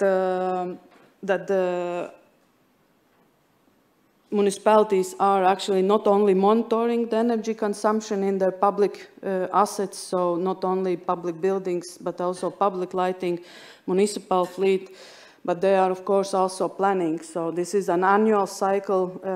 There's an infographic, probably impossible to read, but it will be available through the presentation if someone is interested. And this is, a summary, an infographic that energy management actually brings a lot of savings, because we talk about changing behavior, and that's something about changing the habits and giving results. And I think, Siguld has energy management, Jakov has energy management, Jurmal has energy management in place. So this is one of the issues that are well working. And in Own Your SecUp, we are currently in these 11 countries, there are 22 municipalities working on certification of their energy management system. And the main benefits, and that can also, that's the good thing, that if we talk about the public buildings, so currently, if previously we could only imagine how many buildings, public buildings we have, or how many square meters we have to be isolated. So now through energy management systems in all the municipalities, there are these data. So, and that also that the system shows that most of these public buildings are not refurbished. So there's huge potential for these buildings to be refurbished. The municipalities, we are having, I think, 43 municipalities, and in average, there are 70 to 100 public buildings. So just to give you an understanding of the amount we are talking about. Then the other benefit, what we see already, that the decision making also in the municipalities can be based on the performance, and also that the politicians are also starting to understand what actually kind of buildings they have in their portfolio, and what do they want to do. There's no secret that we are a country, we are a small country, we are 1.8 million inhabitants, and the population is decreasing, except for few municipalities around Riga. So there, the population is increasing, so they're moving from Riga, most of them, out. So, but still, there are a lot of issues to be solved, and energy management is assisting. And the third main benefit, I would say, is, yes, so based on this availability of data, we are currently able now to start estimate actually what there are financial needs for building refurbishment, and this is something that the ministries will have the more accurate data to work with.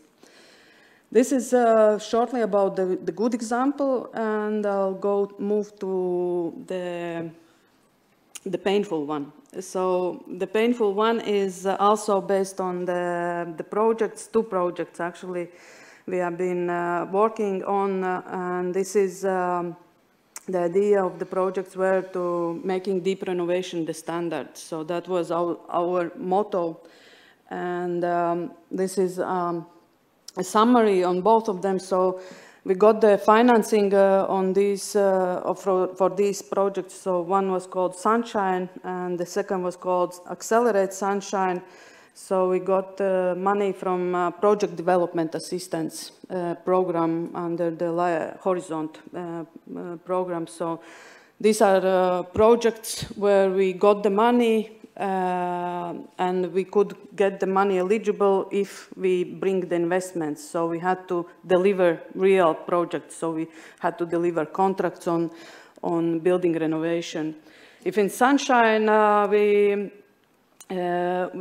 were working only on multifamily buildings. So if you were flying in, you've seen probably through the window beautiful 9 or 5-story buildings, which is heritage from the Soviet times. So most of them in Riga, when we talk about Riga, they are not renovated. There's a little bit more than 1% of the buildings renovated. And what we said, we promised in Sunshine Project and also Accelerate Sunshine Project that we are going to bring the deep renovation through the energy performance contracting. So through the ESCO companies, through bringing the private financing in the building renovation. And the projects were built on already 15 projects. Yeah, I think also first in Europe made where UNESCO financed and delivered with energy savings building renovation of 15 multifamily buildings. So based on that, we built these projects, and in the first one, Sunshine, yes, as I mentioned, we were focusing only on multifamily buildings. In Accelerate Sunshine, we invited also 4 municipalities to participate. And so that they work not only with the multifamily buildings, but they work also on public buildings. What we delivered are the figures there. So in Sunshine, we got in 4 years, we got 5 signed contracts, and I think we promised our target was 25 projects, so we delivered only 1/5 of what we promised. Yeah, also for Accelerate Sunshine, the results were better, but anyway, we didn't really succeed bringing the ESCO model, the energy performance contracting for building renovation, public building renovation. So this is the experience we had from 2015 to 2021, and I gathered the main barriers, and these are I had a presentation for the concerted action about our experience, and I mentioned there also these are not challenges. These are really the barriers which we faced, and this is something that also probably Energate should consider and move around them or find another solution how to address them. So what already Kurt mentioned and Inga already mentioned, on energy efficiency, we do only in Latvia through EU grants. So we are grant dependent. I think we are not ashamed of this. We are just using them. But there are, of course, big difficulties from there, because once you use the EU grant, which is 75% or 85% of EU money, so there's no need for private money. And there, as Kurt mentioned, there are the rules, very strict rules, which are not allowing to bring any private money for public building renovation. Then the other obstacle, even if we overcome this, there's one building, one project, one application, so there's no possibility to do the project bundling. And this is something, yeah, that if in European other countries we hear, and this also through the European Commission is encouraged to bundle the projects, and there is, as I mentioned, huge potential to bundle these projects, because there are plenty of buildings that municipalities are not doing it because there are not possibilities to do it. And then the third one is also, as we in Sunshine and Accelerate Sunshine, we wanted really to introduce the energy performance contracting, is that the law says, yes, you can do, the municipality can do, but then there's another law, procurement law, which says you cannot do it. So I think we spent a lot of time, a lot of money to overcome this, but we never found the solution. The solution, what the Ministry of Finance said, that this is private-public partnership. There is a law on this, so apply it. But once you start applying the PPP, we have only one project in Latvia, which is a very huge project on road development, which took 10 years. So when you think that it took 10 years, okay, about multi-million projects, when we talk about energy efficiency in buildings, these are not multi-million projects. So one project is between 500 to 1 million euro project, and then you spent so much time in PPP that finally you no municipality, no politician will say, let's complicate our lives and let's go for it. And so this is something to use. And of course, the fourth one is, so there are no really incentives at local level to use EPC. So we've also, through 2015, when we had the project, we gathered a lot of experience from, we met Slovenian people, where in Slovenia they also have the PPP, but they made really a simplified version for energy efficiency.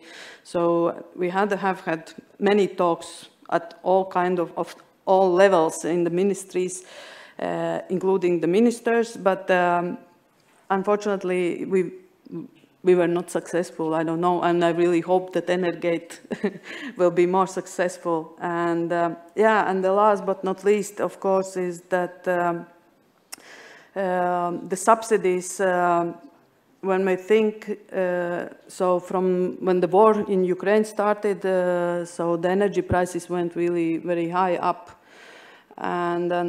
And at this point, as an energy person, working on the energy efficiency, so in 9 months we spent €1 billion on subsidies for gas, and we are not able to talk about this, and we are spending maybe 100 million on energy efficiency in 10 years. So you see there's difficulty on this here and talking on this.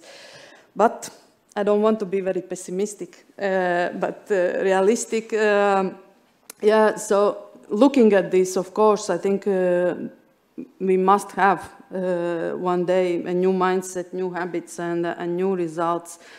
And looking from my perspective, which is totally from the side, not working for ministries or regional authorities. And so I think, still there's need to be done an intensive work with ministries. And in order to have the platform, I would say that it would be good to define who is going to be the client of the platform, who needs it. And there are ministries, as Kurz mentioned, maybe the Ministry of Regional Development, maybe that could be Altum, which is financial institution who gives money, also grants and support mechanisms, or maybe it could be also State Construction Control Bureau, which has a building information system, and maybe it could be combined. And as such, as presented today, and I really like the platform and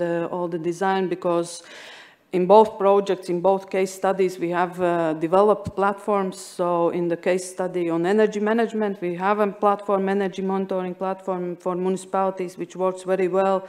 And in Sunshine, we developed also very similar, actually, platform, and we were presenting, it was also the same idea to bring the ESCOs together with building owners and the financiers. So, but unfortunately, as you,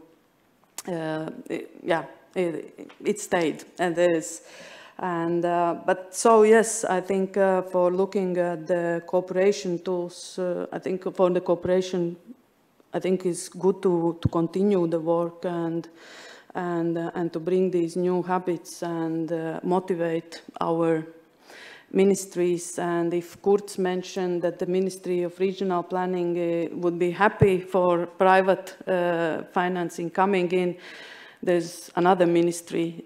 We have actually 4 ministries which are somehow, each of them have a hand or feet there. So there's Ministry of Regional Development, who is talking about municipalities. Then we have Climate and Energy Ministry. This is new ministry which nobody knows what they do. Then there's Ministry of Economy, who didn't attend, but they are dealing with multifamily buildings and the governmental buildings. And then we have Ministry of Finance. And I would say if the first three could be found a solution, all 3 should go with the Ministry of Finance, because they are the ones who say state money, no European Investment Bank, no other financial instruments as we work. So they are really on the round. So it would be good and good for all of us if Riga Planning Region can bring it forward. So, and that's it. Thank you. Thank you very much, Marika. And questions? Yes, please. Maybe about the presentation. We have a couple of questions now about the presentation, and then we continue with the with all of us. Yes, please. Yes, thank you. Thank you for your presentation. On one of the slides, you said something about the EPC, the Energy Performance Certificate, that it was locally not implemented. So what are the rules for EPC? No, this is not an energy performance certificate, that's energy performance contracting. Oh. And that's the energy efficiency contract for 20 years. So we have projects in Sunshine and we continue them. So some of them are 20-year projects where the ESCO took the money and they implemented the energy efficiency deep renovation. And the payment they get through the monthly payment from the inhabitants, owners of the apartments, to pay back all the investments. So they get double? No, they don't get double. So in Latvia, so with the grants, so for multifamily buildings, you can get grant now is up to 45%, I think. So you cover that cost. But then in order to refurbish multifamily building, you really need a lot of money. Building costs are really very high.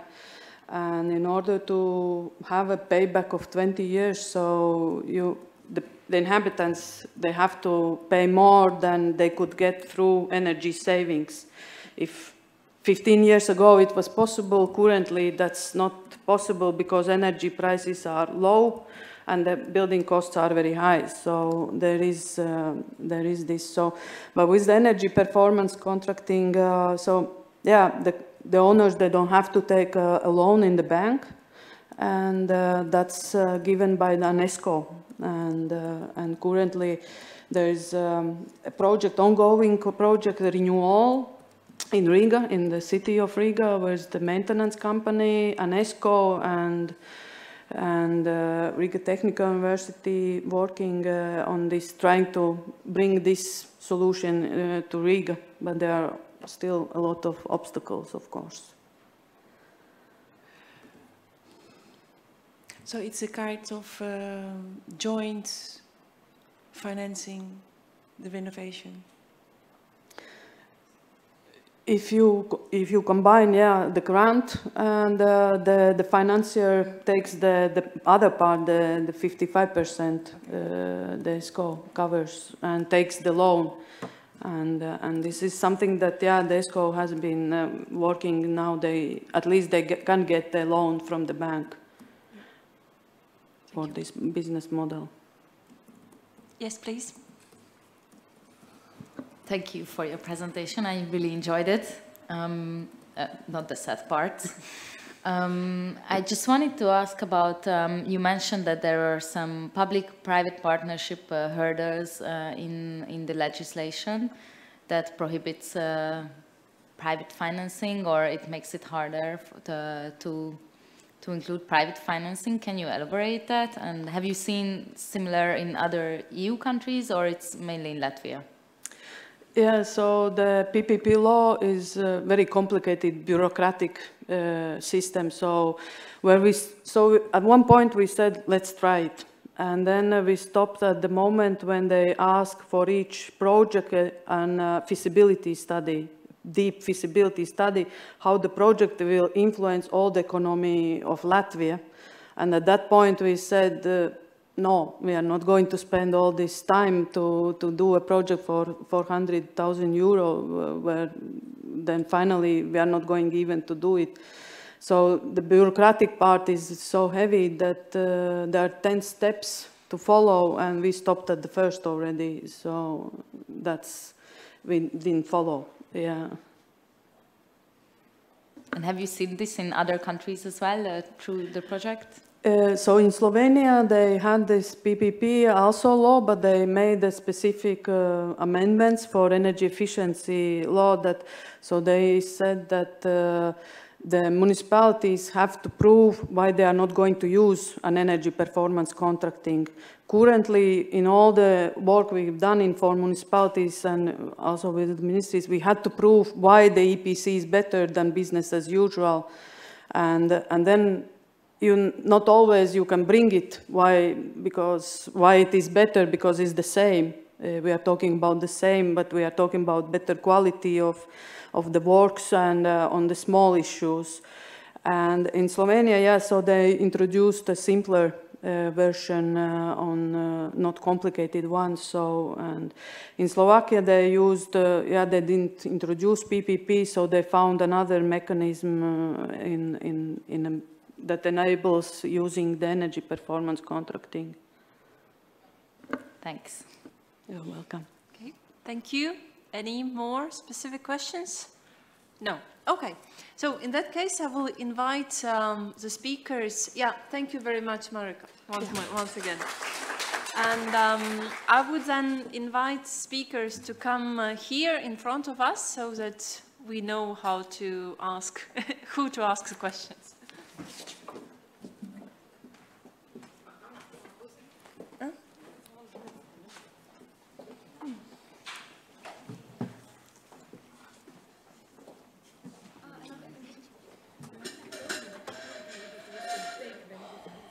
And I would like really to encourage everybody in the room to use this opportunity, as we have guests from different countries, so there is a different experience, and that's really a kind of a bonus that we do have here today, is to have these different experiences. So I will. My task here is really to encourage the discussion and to somehow encourage you to pose questions, because let's remember that the question we ask today would be very helpful for developing the program and the platform itself. Yes, please. Yes, hello. My name is Yanis. I'm from State Real Estate, head of energy management sector. So my question is, I saw that the Energate on the project is represented in Southern Europe countries and in Latvia. And my question was, have you looked at examples in, for example, Germany or Scandinavia? Maybe they already have something similar in motion, some system. Other question would be, the second part of the question, do you have like competitors for this system? Thank you.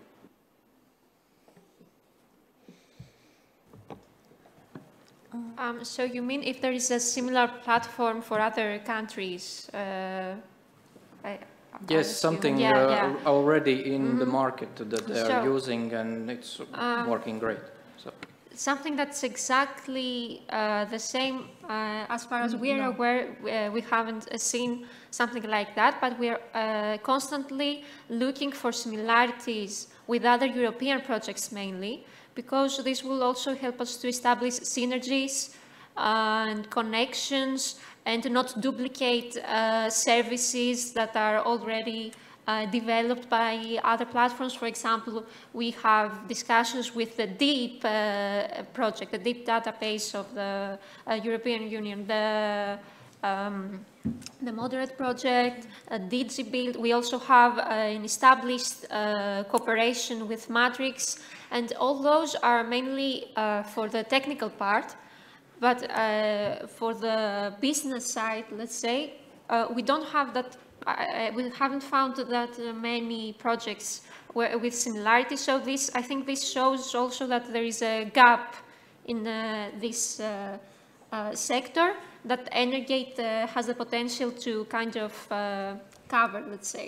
Yeah, and yeah, we haven't identified any platform that brings together and, you know, close this gap in terms of let's say, increasing the communication between them, because we have platforms that propose something, but they're not so interactive, you know, without users, etc. You can find the information that you want, the links that you want about the financing, let's say, instruments that there are outside, but it's not easy, you know, to come into contact with the other side.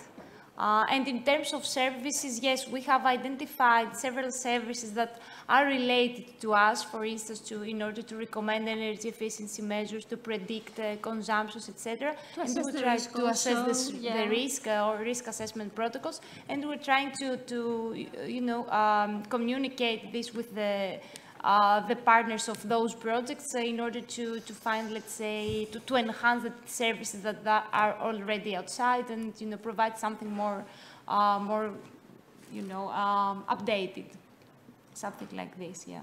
Yeah, and in terms of countries, our pilot countries are Latvia, Greece, Spain, Italy, Austria, and France. But we are, now that we are contacting stakeholders and trying to reach potential platform users, we see that there is interest also from other countries, such as from Germany, I think, or from Croatia, from Hungary. And yeah, for the sustainability of the platform and for the exploitation, we will most likely just expand the scope in other EU countries or non-EU also. Non-EU, but yeah, for this pilot and the testing phase that we have, we need to, let's say, take advantage of the partners that we have, and they are mainly based in those countries. So we will start with this, we will collect the project that we need, and then I guess that we can expand the geographical extent of the project. Okay, thank you. I think that sounds really promising, and indeed, as well for the sustainability of the platform itself, it's important to get as many countries and as to have it. Okay, any other questions from the room? Yes, wonderful, please. I just have one follow-up question regarding the financiers. European Investment Bank is one of the major players in the field right now that promotes energy efficiency projects. Have you been in contact with them and how they would see the use of this platform? Because I can imagine if the interest in using such platform would be promoted if there would be some benefit for the users. So, for example, if there in the system is one of the biggest players from financing point, it's a key to success, I think. And have you been discussing with them this? Right now we have been discussing mostly with local, let's say, banks from Spain, from Greece, yeah, because it's still in an early stage, the platform is on the testing phase, but I think it's a good idea when we go public and we have some first successful cases and pilot cases, and yeah, we have developed a little bit better our services. We could reach out also to bigger players such as the European Investment Bank. But, you know, in order for them to be an attractive platform, we need to have projects, so and not be in an empty platform. So we need first, I guess, to collect the projects from our pilot partners and have a pool of projects in order for the financiers to have something to see and explore a little bit the platform with real projects inside. Yeah, this is a challenge. Yeah. Okay, I wonder if we may maybe ask from some Latvian, how to say, point of view on this question of getting. at the moment, I'm looking more on Marika's side, because I wonder, with Marika's experience of, being in communication with the involved parties, how did they react to this, your offer of a platform that you said that you were trying to kind of develop? So what was the first reaction, and then did they see some benefits? That would be like first question, and then maybe we can continue with seeing how we can get stakeholders more interested into, giving this information, because it's actually an effort from all sides. Yeah, that's an effort, and we, exactly like Katerina said, we need to have the platform first full, and then it will really, how to say, run. So what could we do from this perspective? It is a good question, and no, I think as we are moving towards the digitalization, so any platform is a good platform, in the meaning that everyone is voting for the electronic solutions, digital solutions.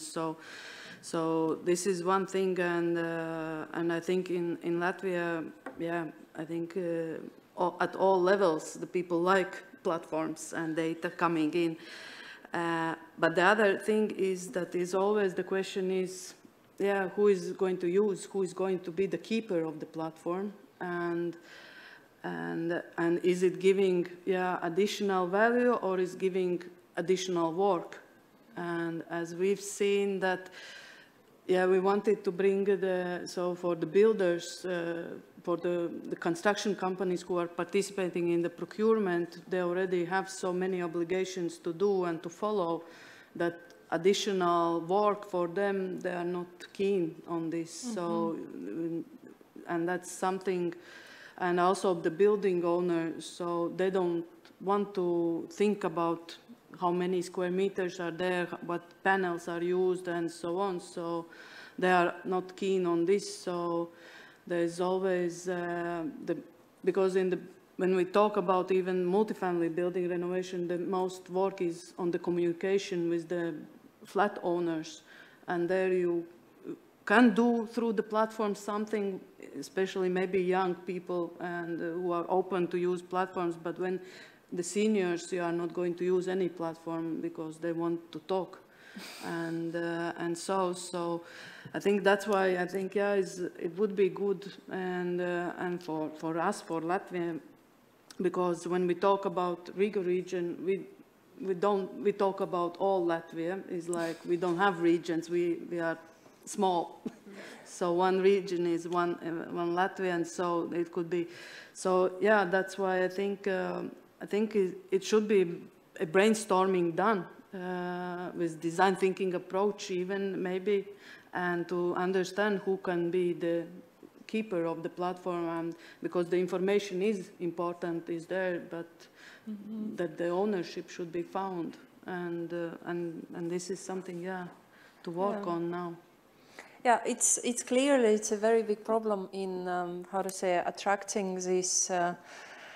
Encouraging, let's say, encouraging the temps of the renovation. And I wonder, Kurt, maybe you could, if you have any ideas about how we can bring more private partnership, maybe, if we can say, this PPP concept, maybe we can do something about it, or promote a discussion and somehow facilitate the development. Yeah, it's a tough question because we haven't actually had any experience with PPP projects. Yeah, so unsure I can respond to your question. I'm sorry. Okay. Any maybe contributions from the audience, because we are here to really collect the experience, international experience. So this is a very important thing to attract more private interest, private business into this renovating of the buildings and getting involved with more private buildings. How it is in your countries? Yes. I may have a more, if I may, political question here. We've seen that on one of the presentations, it was shown that it was the 2050 carbon neutral objective of the EU. And we already seen some countries that are being reluctant to achieve that objective because they see certain part of the population moving against these, let's say, environmentally friendly objectives. Are you seeing the same thing here? Are you seeing certain part of the population and certain political movements going against these asset transformations because of everything that is related to carbon neutrality, environmentally friendly, all these objectives from the EU? If I may, yeah, I think the overall trend is quite positive, actually, if we compare the last, I don't know, 10 years. There has been some resistance, both politically and from the society in general. I think it's due to the fact because people just don't consider it a priority as of right now, not necessarily because they disagree with the idea, and they just seem to care more about the other crises, such as the COVID crisis, now the Russian war in Ukraine. And yeah, I think that people pay more attention to other challenges, but we still do have some requirements that we must do, and the funding isn't growing as of this point, but we do have the new directive requirement, which is to renovate 3% of the public buildings annually, and we will probably need a significant influx of funding to achieve that. So the question will definitely stay in the political agenda for the foreseeable future, unless the new European Parliament elections bring new aspects and new opinions in this discussion. So yeah, that would be my response. Thanks. And what would you say? Can the platform somehow facilitate this? Do you see the possibility for platform to facilitate the support the public sector into overcoming these difficulties? It really depends how you sell it as a product and how it develops as a product. I don't have a lot of experience with attracting private investment, so I'm not too competent to speak on that side of things.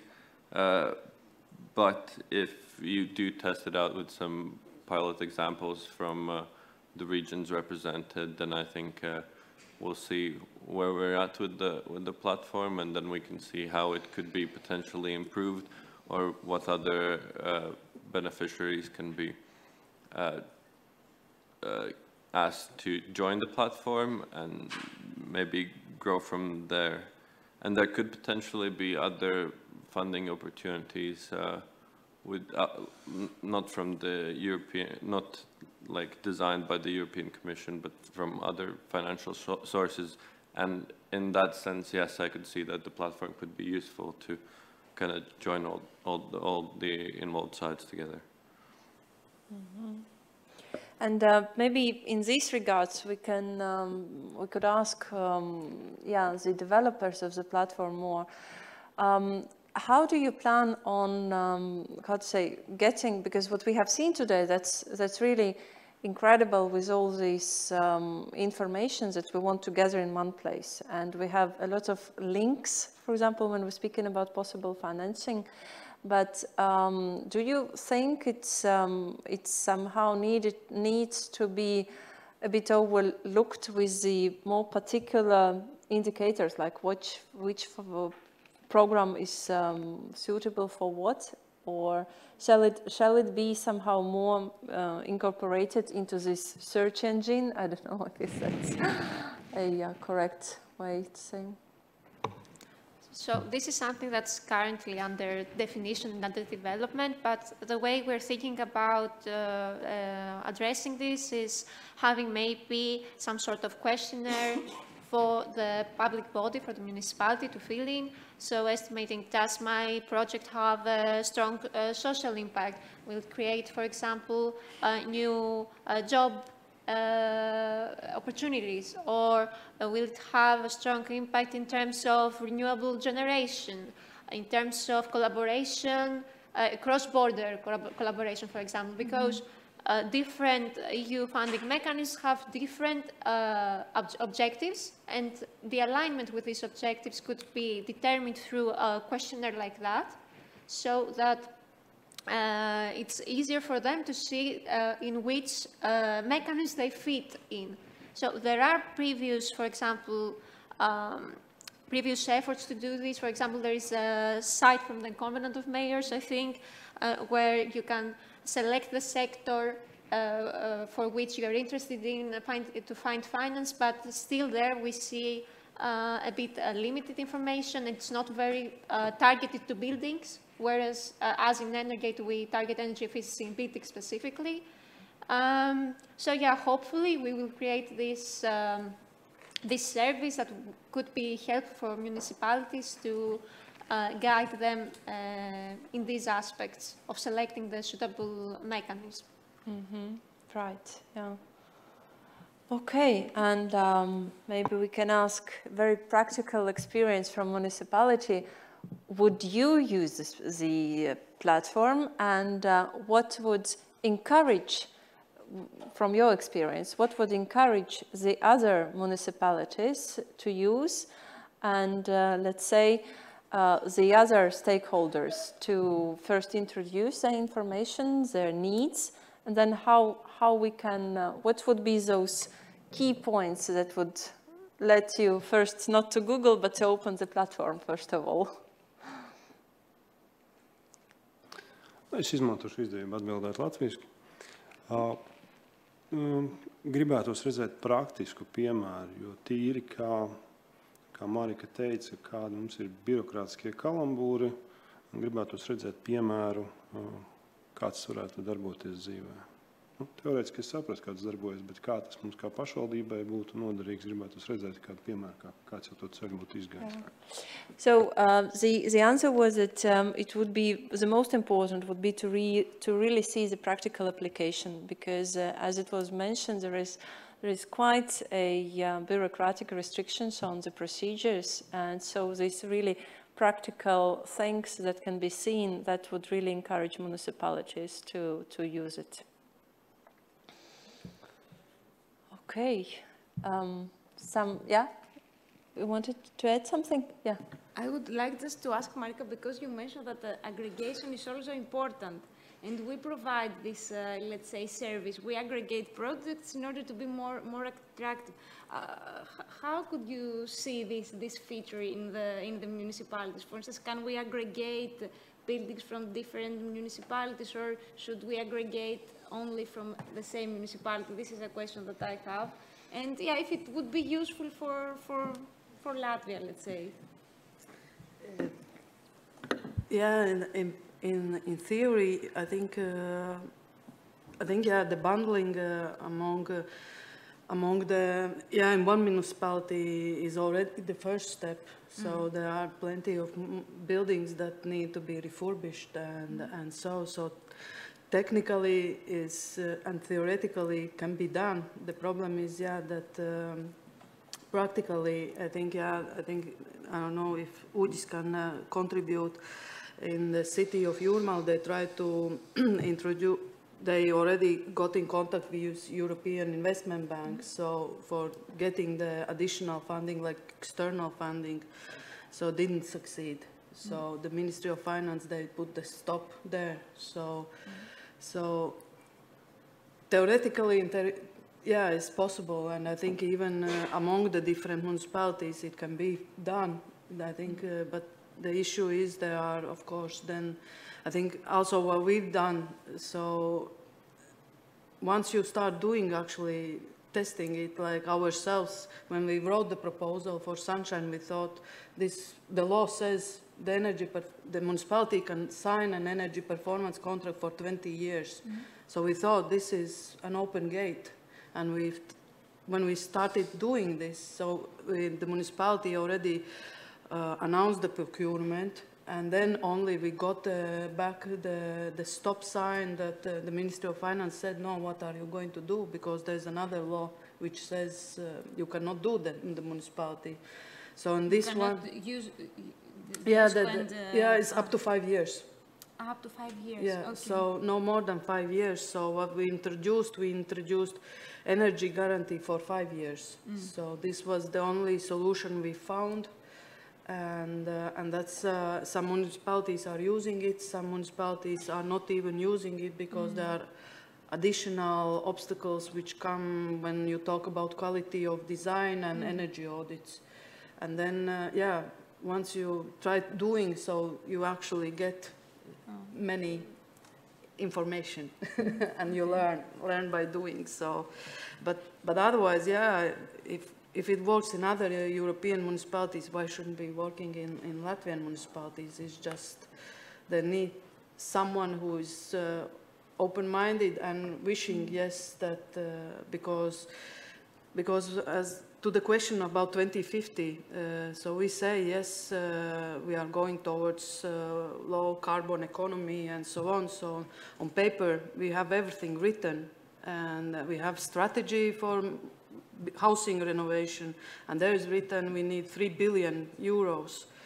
But then practically what happens for housing, these are 100 million for 5 years. So there really is this mismatch that nobody takes care. So, and so it's like, yeah, there's an opportunity to work with this. Yeah, there is a question, okay. Yeah, thank you very much. I will change subject a bit regarding risk mitigation measures regarding, for example, anti-money laundering or persons who beneficial owners who may be in sanctions. How do you check that in this platform, the potential financiers of the projects are not sanctioned by the EU or any other institutions, or, for example, how to check that the money that is going in these projects are, practically speaking, legal? Thank you. Yes, so for now, for the first release, we don't have we haven't focused so much on the risk aspects. Because we want to focus more on having an operational platform that can connect all the users, that has all the necessary information fields to define the projects and all that. The risk aspects is something that we are now working on, and the approach that we have towards this for now is developing a risk assessment protocol as a first step that is a self-assessment, let's say. So we have identified the most prominent risks for energy efficiency investments. So these might include risks related to the technical side, operation and maintenance, and also, for example, or financial risks such as the economic environment of the country or of the currency risk and all that. So we will develop a methodology, and we also think about leveraging multi-criteria decision-making in this, so as to provide an estimation as to whether the project is high, medium, or low risk, for example, through a classification.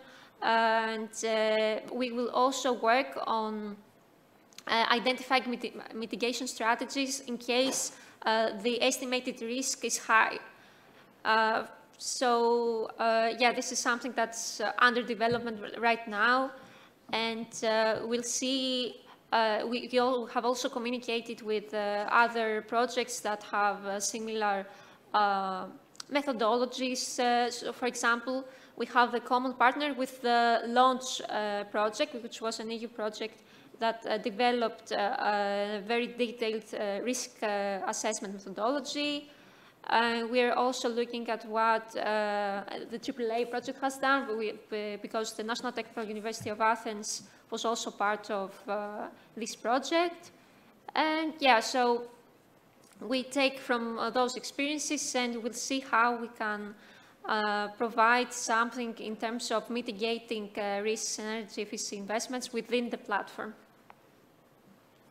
Yeah, that the reason why I ask this question, I think it's very important for the municipalities to check the beneficial owner of the person who will basically hand out you the money. And I think the specifics for the RRF fund also states that the ministry who is responsible for handing out the projects is responsible for checking out all the beneficial owners and the sources of the financing. Because if those criteria are not met, then the project basically is stopped. I think someone from the ministries or municipalities can add this, but I think this is the first step that this platform has to overcome to attract public bodies in Latvia to participate in these projects. If we talk about private partnerships, it's okay. Yeah. For example, housing renovation projects, if the house doesn't want to gain any European money, but if we're talking about the European money, it's super strict. I think to check where the money is coming from and from the state and municipality is also very important.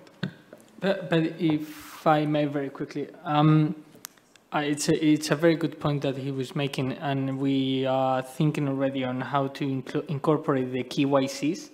So actually you can, because not only public entities, but also banks, when they are going to finance or debt funds, where they're going to be financing certain operations, they want to know who are they giving the money to.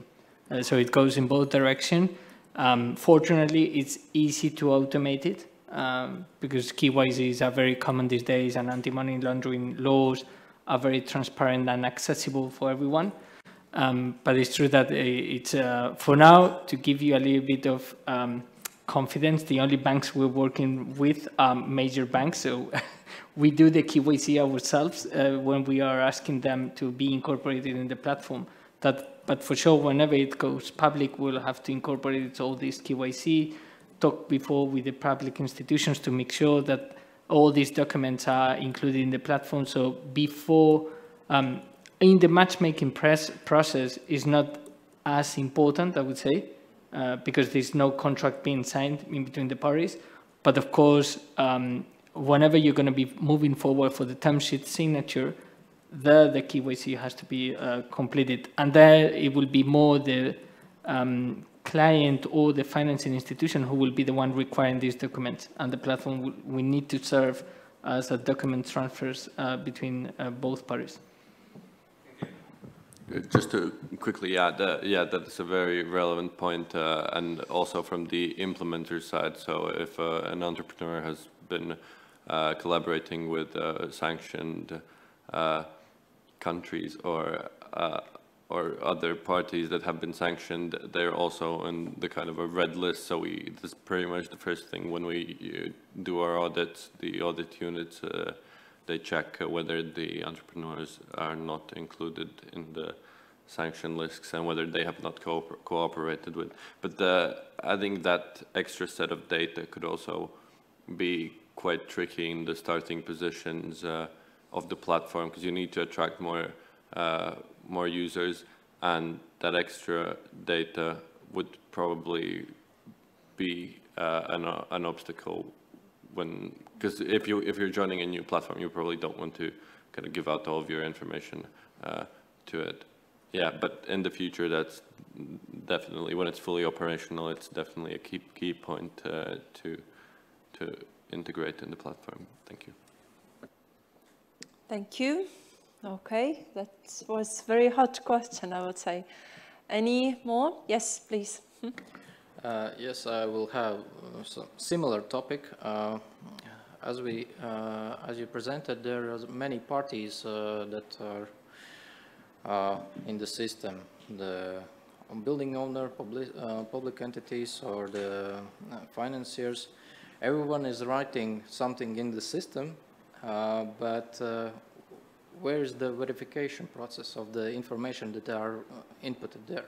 Because is it meant to completely trust everything that's written in the system, or it will go to the decision makers to contact directly to the opposite party and clarify the information and verify it?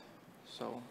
And if I may add to this question as well, during the explication of the platform, I had an observation that the key information you are giving about the building is actually your free text, which would then lead to a lot of interpretations of what one particular person considers as important information about the building.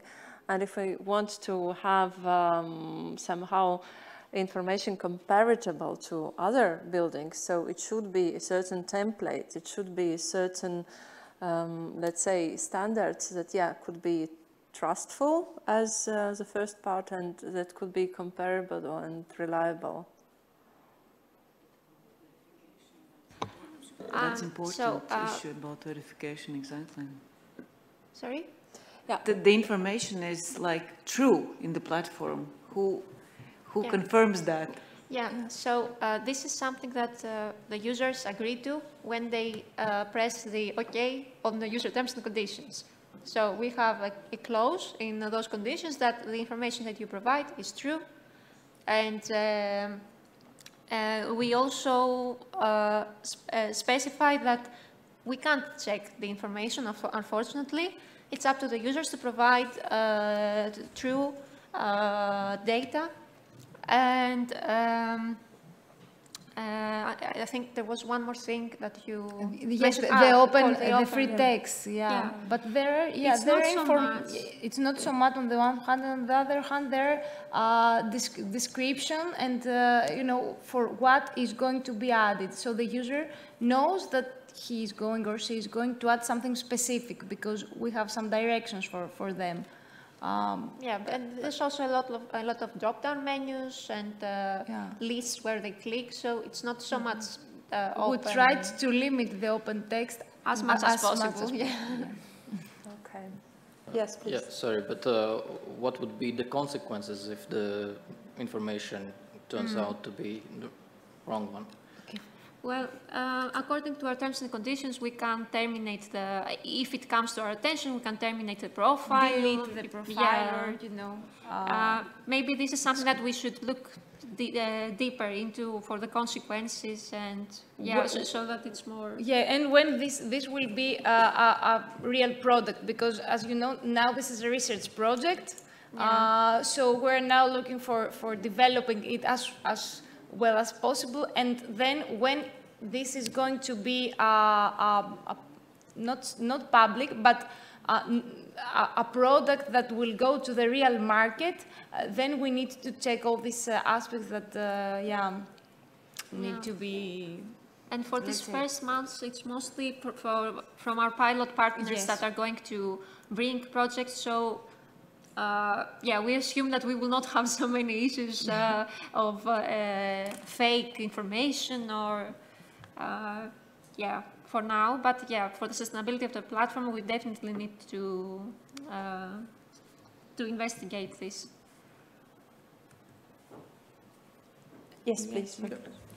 I think this is a situation where the offline meeting or like the offline contract concluding makes sense is when.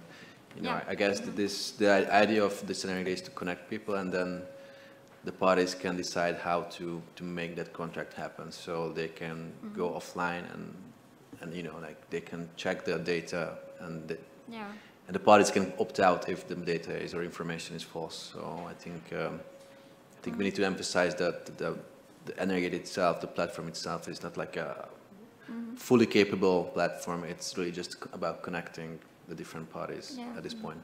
Because as Jose also mentioned earlier, the KYC and the due diligence is not currently part of the workflow. It's the matchmaking, the initial term sheet, and then everything happens offline up to the point where the contract is actually signed.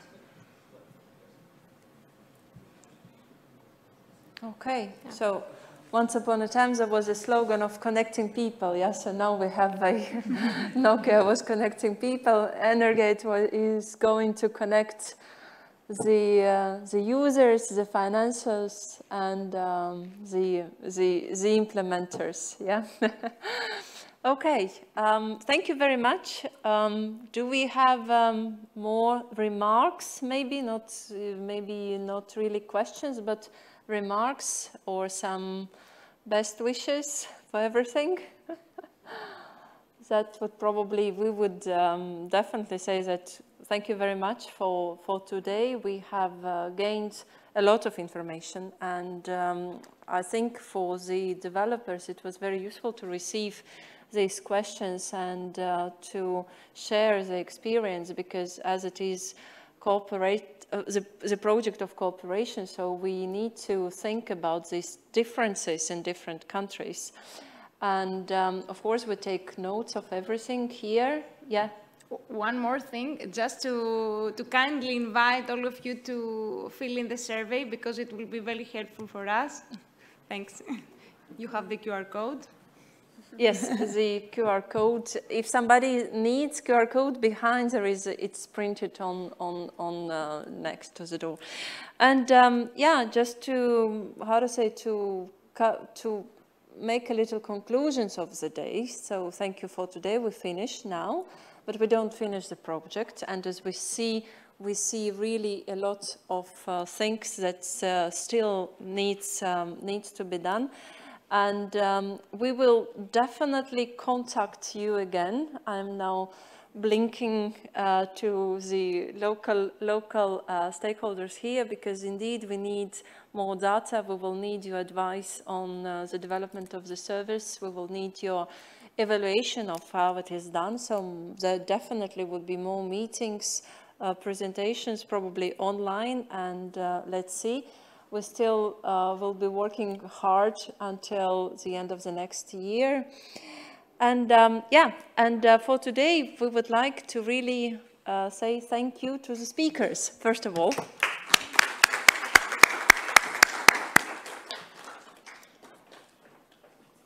Yeah. I really would like to say thank you very much, all local speakers, because this is, yeah, without you, it's very difficult to work, because you are like a reality check to what is going on, how we are working, how Energate platform develops, and there will be more online webinars and discussions about it. So thank you very much for today, and yeah, let's keep in touch.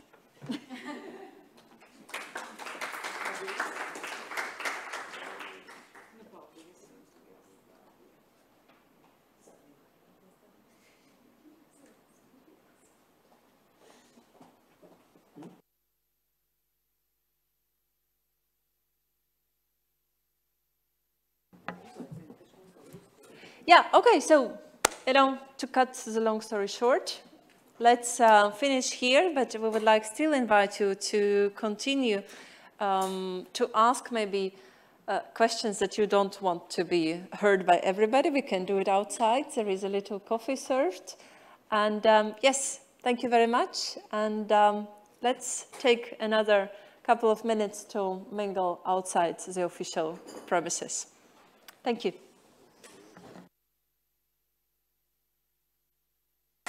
And thank you, Julia, for moderation. Thank you very much.